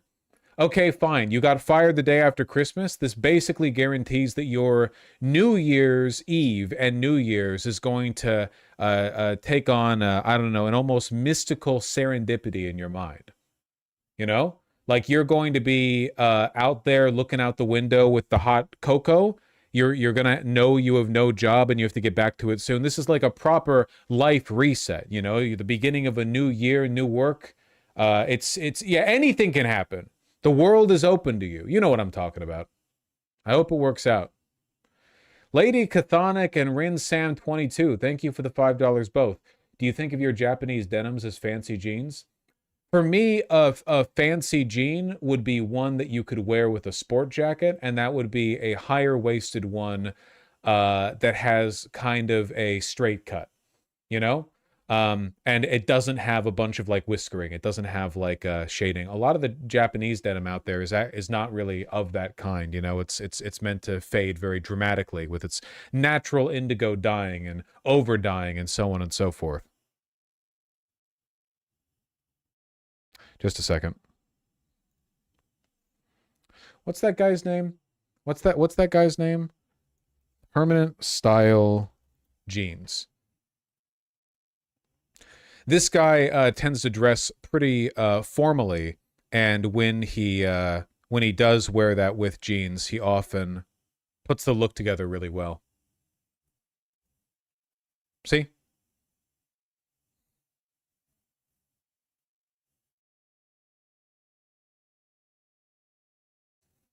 I think in his case, it's really just about matching the look, very British looking. Well, he is British.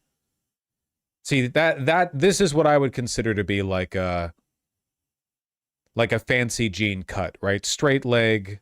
It doesn't really look like it's being used as workwear, but there's a lot of variants, you know? Like this has whiskering right up here, and it still looks great with these loafers and this sweater.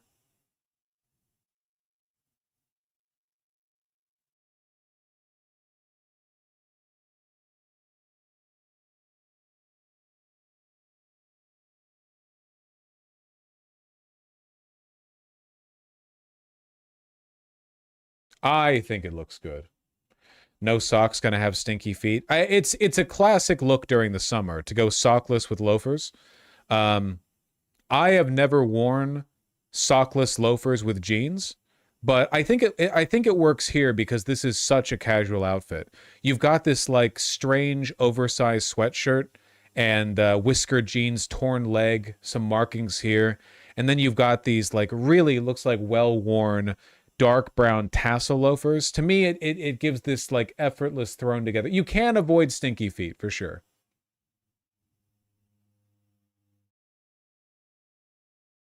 Either way. I think you'd look good in that. I agree, actually. But I've had a really difficult time finding loafers that fit my feet. My feet are just really wide. Silmill, thank you for the 10 BGN levs. Let me remind myself very quickly. Bulgarian levs. Thank you. Mr. Streamer Man, you have my first and last donation to you in BGN Bulgarian lev. Oh, you even tell me. You even tell me in the dono. We're switching to the euro this January. You can keep it as a memento. Thank you. That's very sweet of you. Thank you for this these last like mint condition, you know, soon to be limited availability Bulgarian levs. And congratulations on getting welcomed in with the euro. You know, I'm sure there are going to be, you know, positives and drawbacks economically, but on the whole, it's probably a good thing. Prairie Fire and Rescriptor, thank you for the $2 both. B, thank you for the $10. Don't think it means anything about Anno, but the shadowy humanity controlling organization using Kabbalistic imagery is minorly sussy. I don't actually think it's bad because I think it reads so clearly as the Illuminati. Like, it doesn't really read as Jewish to me in any way. It just reads like I know there's a huge overlap in the conspiracy spaces between stuff that's said about the Illuminati and stuff that's JQ oriented, but there's nothing really, the show doesn't concern itself with the economics or the sociopolitics of what SEAL is capable of or what they do. They're just like nebulously in charge of everything through the UN, which to me leans more into like the Deus Ex brand of like generic conspiracy. You know what I mean? Because they also had that with Deus Ex, the UN, the Illuminati, and everything. I think I would agree with you in terms of the implications if there was a little bit more about like a broader group. But SEAL is only in it for SEAL, right? Like SEAL never says anything like we're here to elevate our people or our group in the Third Impact. You know, the Human Instrumentality Project is meant to elevate our people. They don't really say that. It's literally just those 12 guys who are getting yoinked up. But I agree. I mean, there's a lot of overlap, conspiracy slop, so on and so forth. I watch Andor via shorts. Is better that way. That sounds good. I should do that. All right, folks. Well, I've got to get ready to go to another holiday party. So I love you all very much. Take care, and I'll be here tomorrow, I assume. Excuse me. Probably, and maybe we'll actually do politics tomorrow. You know, that'd be cool. That's my job, I think. Take care.